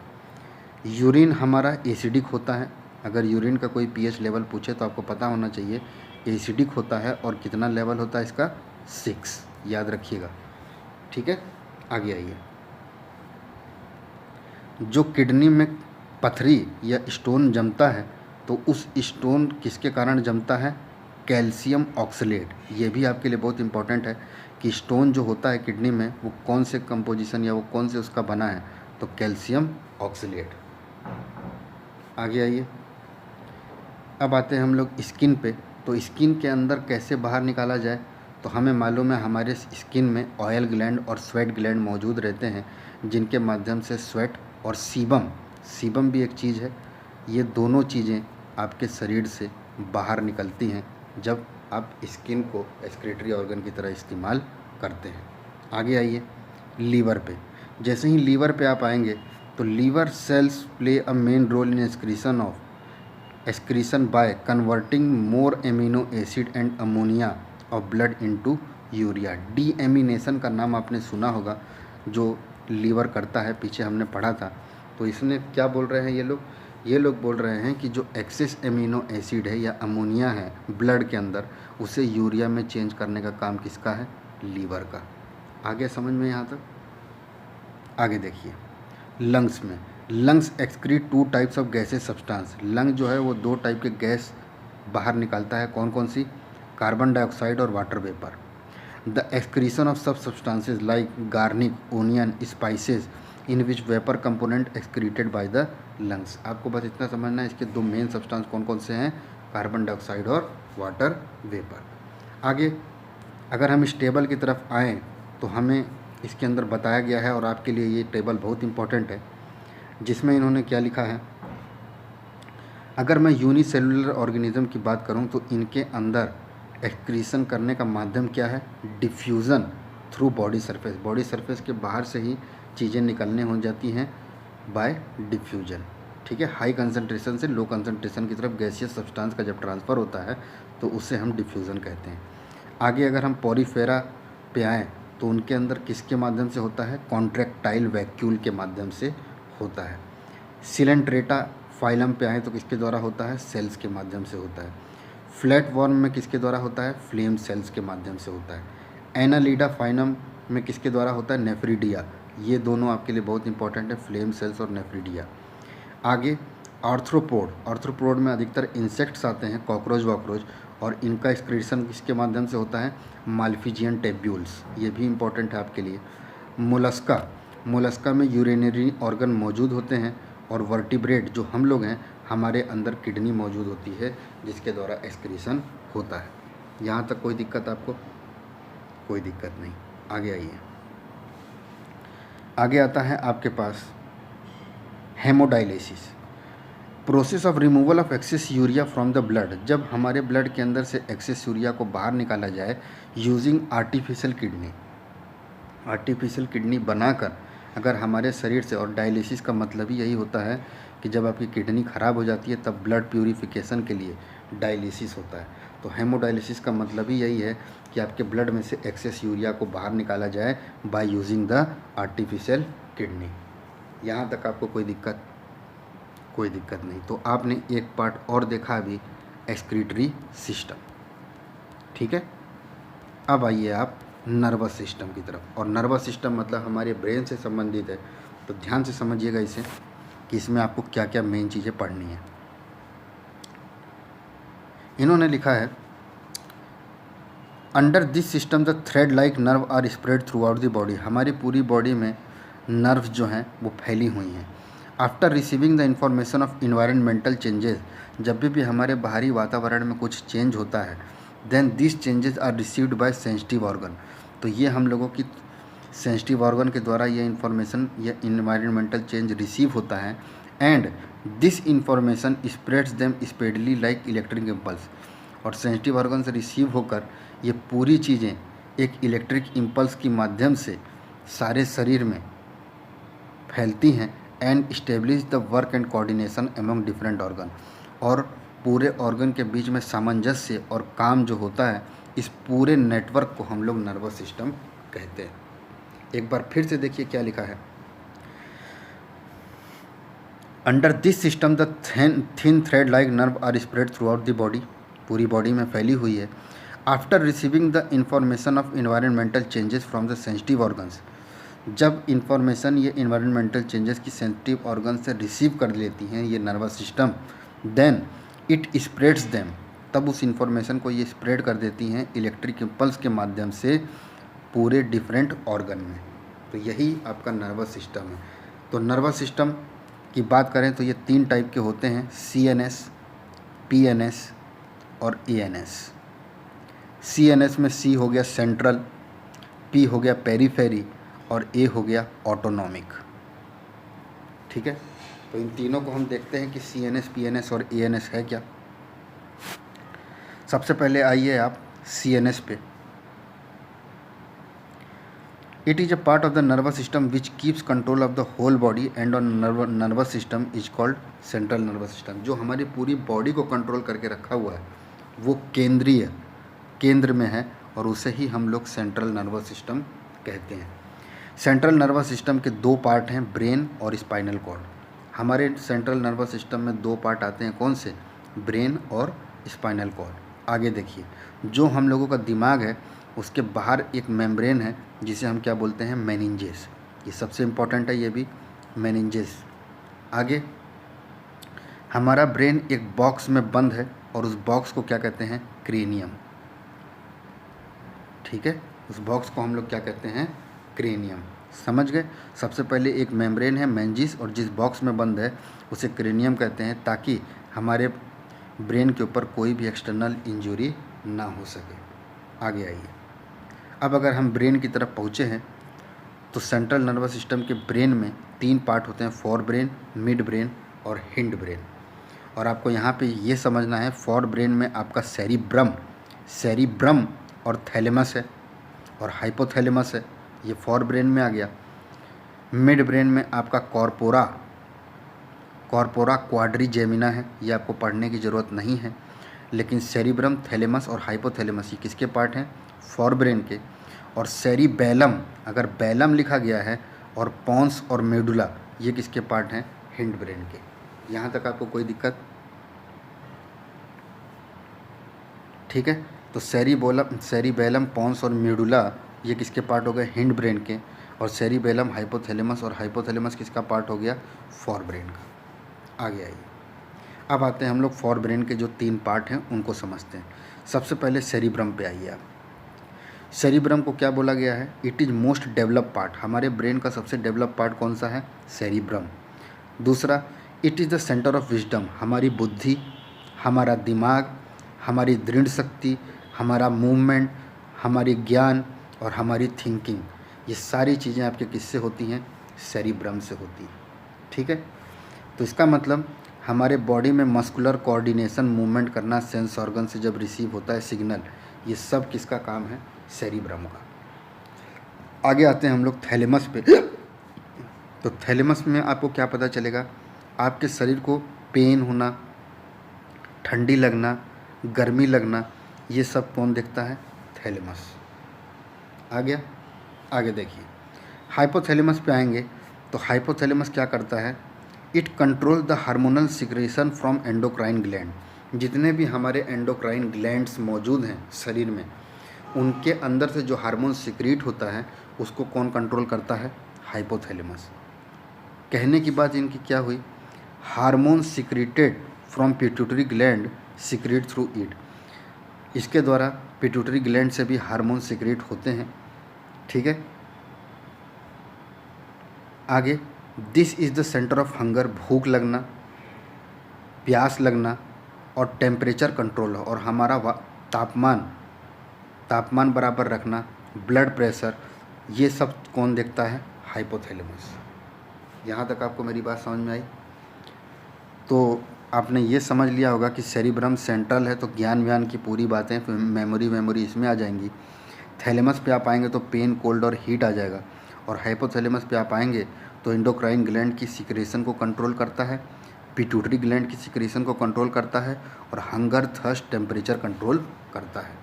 आगे आइए, आपका देखना और आपका सुनना, देखना और सुनना किसके द्वारा होता है? मिड ब्रेन के द्वारा। ठीक है, क्या देखना है, क्या सुनना है। और आइए अब हिंड ब्रेन पे, तो इसमें सेरिबेलम आया। सेरिबेलम क्या होता है? सबसे पहले तो आप ये समझिए, हमारे हेड का बैक पार्ट, पीछे का पार्ट। फॉर ब्रेन मतलब आगे और हिंड मतलब पीछे, तो ये हमारे हेड का पीछे का पार्ट होता है, जिसके अंदर it consist of 2 cerebral hemisphere like cerebrum. इसके अंदर भी दिमाग जो है वो 2 भागों में बटा रहता है। ठीक है, 2 हेमिस्फीयर में। And it is the large reflex centre, जिसका मतलब रिफ्लेक्स एक्शन। और रिफ्लेक्स एक्शन क्या होता है? रिफ्लेक्स एक्शन वही होता है कि जब आपको कोई स्टिमुलस दिया जाए तो आप उसका जो रिस्पॉन्स देते हैं वही होता है आपका रिफ्लेक्स एक्शन। आपके शरीर के पोस्चर सही से रहें, उन सबको कौन देखता है? सेरिबेलम। आगे आइए पोन्स पे। तो पोन्स का क्या काम है? ये ब्रेन और स्पाइनल कॉर्ड के बीच में क्या बनाता है? ब्रिज बनाता है, ताकि ब्रेन की इंफॉर्मेशन स्पाइनल कॉर्ड के माध्यम से पहुंच सके।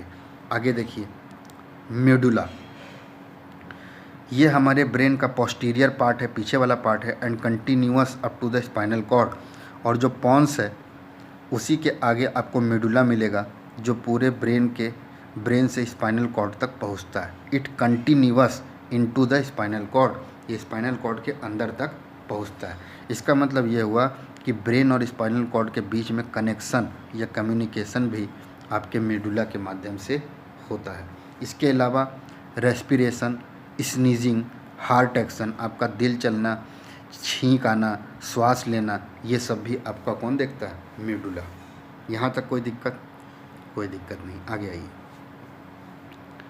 The brain of a human is covered by cranium which protects the external injury and brain is covered by the membrane called meninges. ये आपने पढ़ लिया। आगे देखिए, जो आपका मेडुला है, the posterior region of medulla oblongata forms the spinal cord.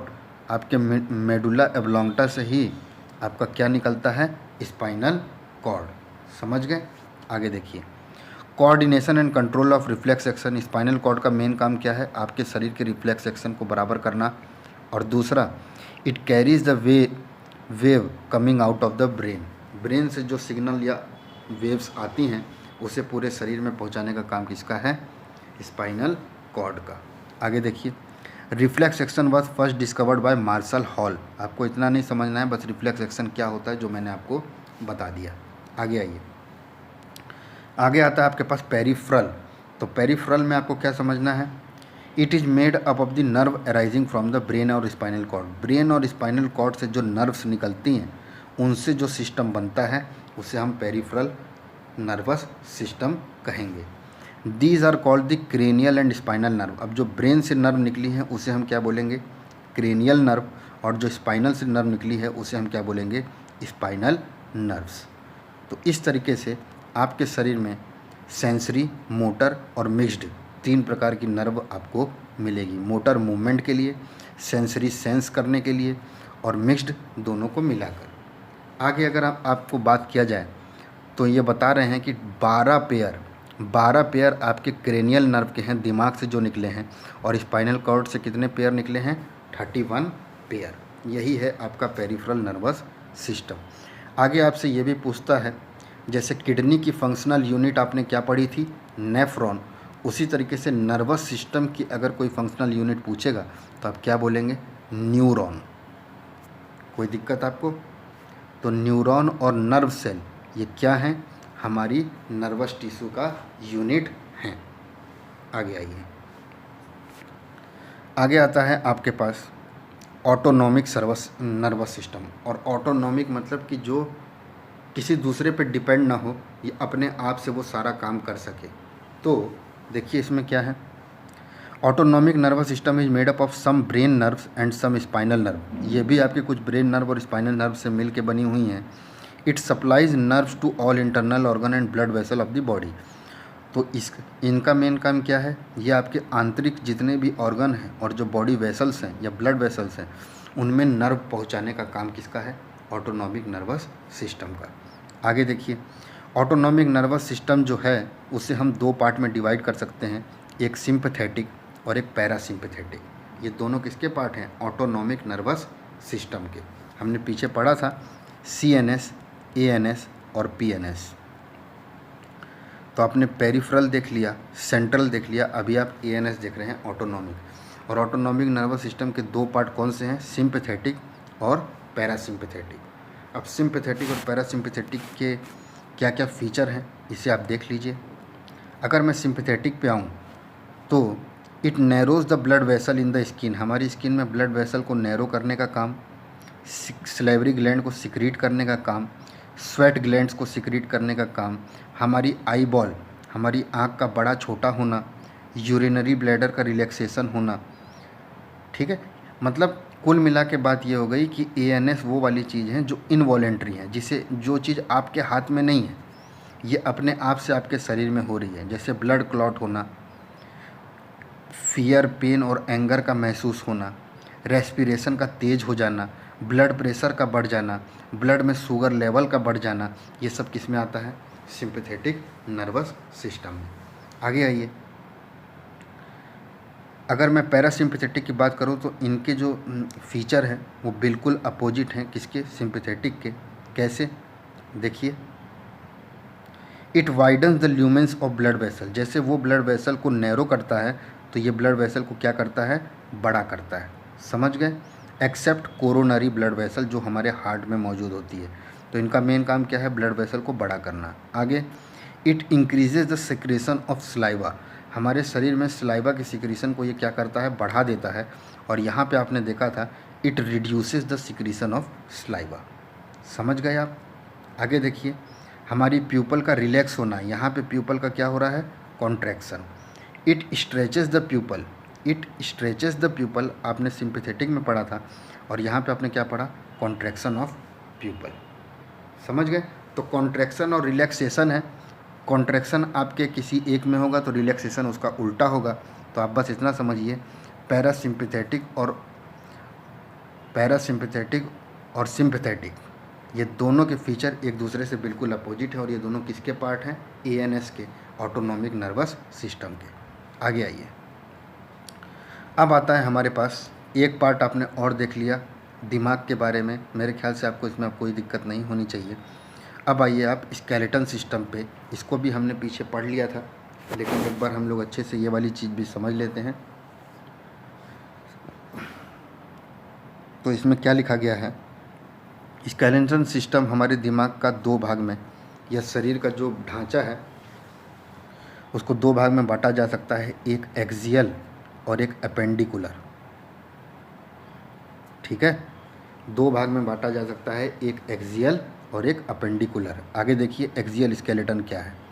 The skeleton which makes the main axis of the body, हमारी बॉडी का मेन जो भाग है, जो हड्डियों से बना हुआ है, मेन एक्सिस, एक एक्सिस के अगल बगल ही चीज़ें होती हैं, तो मेन एक्सिस का जो पार्ट है जिसमें स्केलेटन मौजूद होगा उसको हम क्या बोलेंगे, एक्सियल स्केलेटन। तो इसमें आपका मेरे ख्याल से दिमाग, आपका जो ब्रेन है वो, और हम लोगों की जो रीढ़ की हड्डी है स्पाइनल, वो चीज़ आपको इसमें देखने को मिलेगी।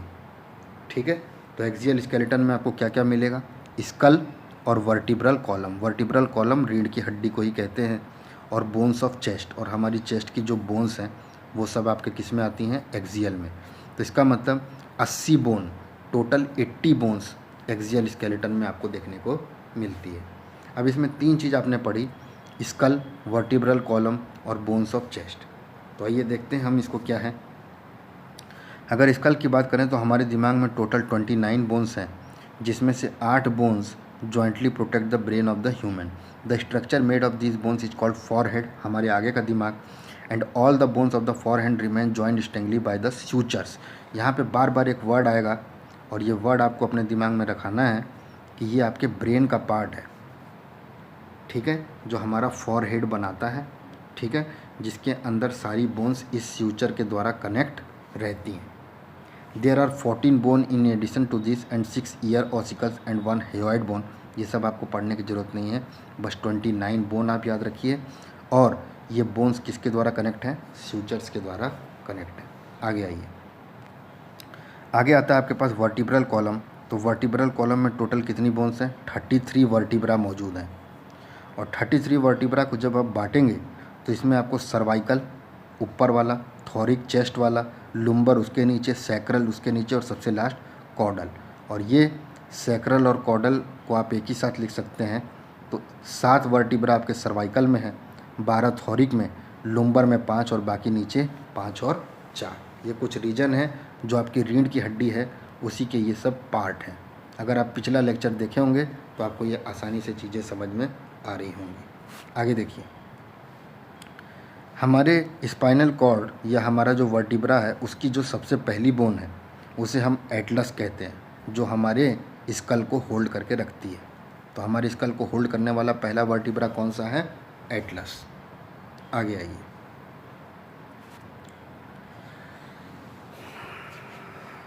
ध्यान से देखिएगा।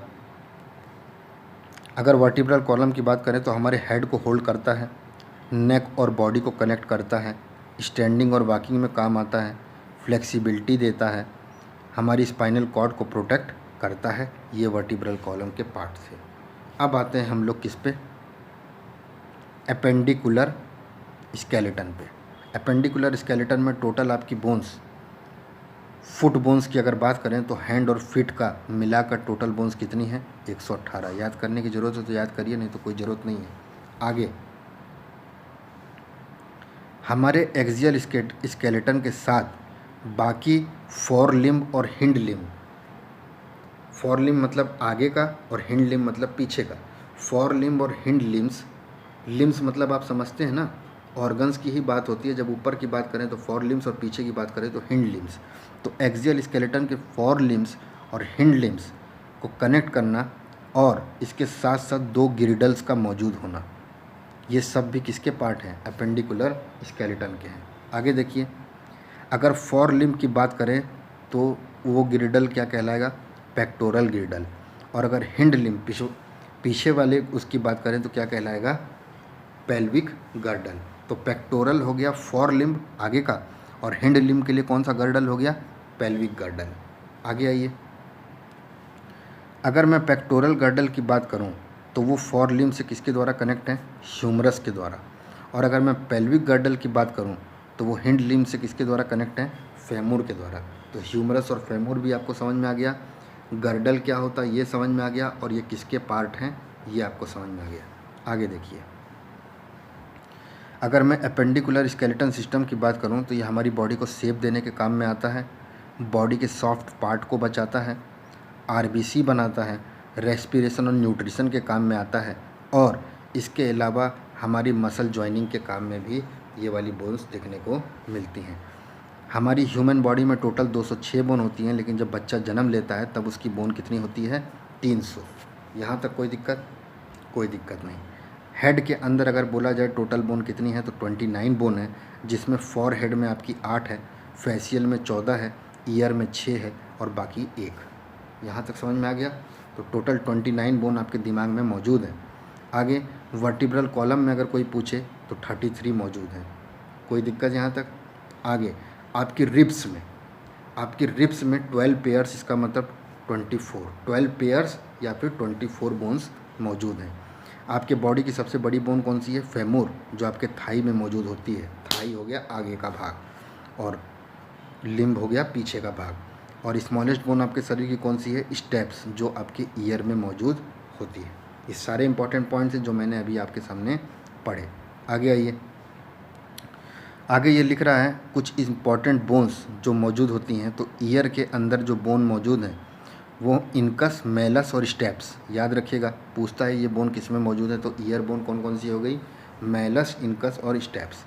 आपके पाम में, हाथ में मेटाकार्पस, थाई में फेमूर, नी में पैटेला बोन्स और सोल में, सोल मतलब नीचे का तारू जो है आपका पैर का, वहाँ पे मेटाटार्सल्स।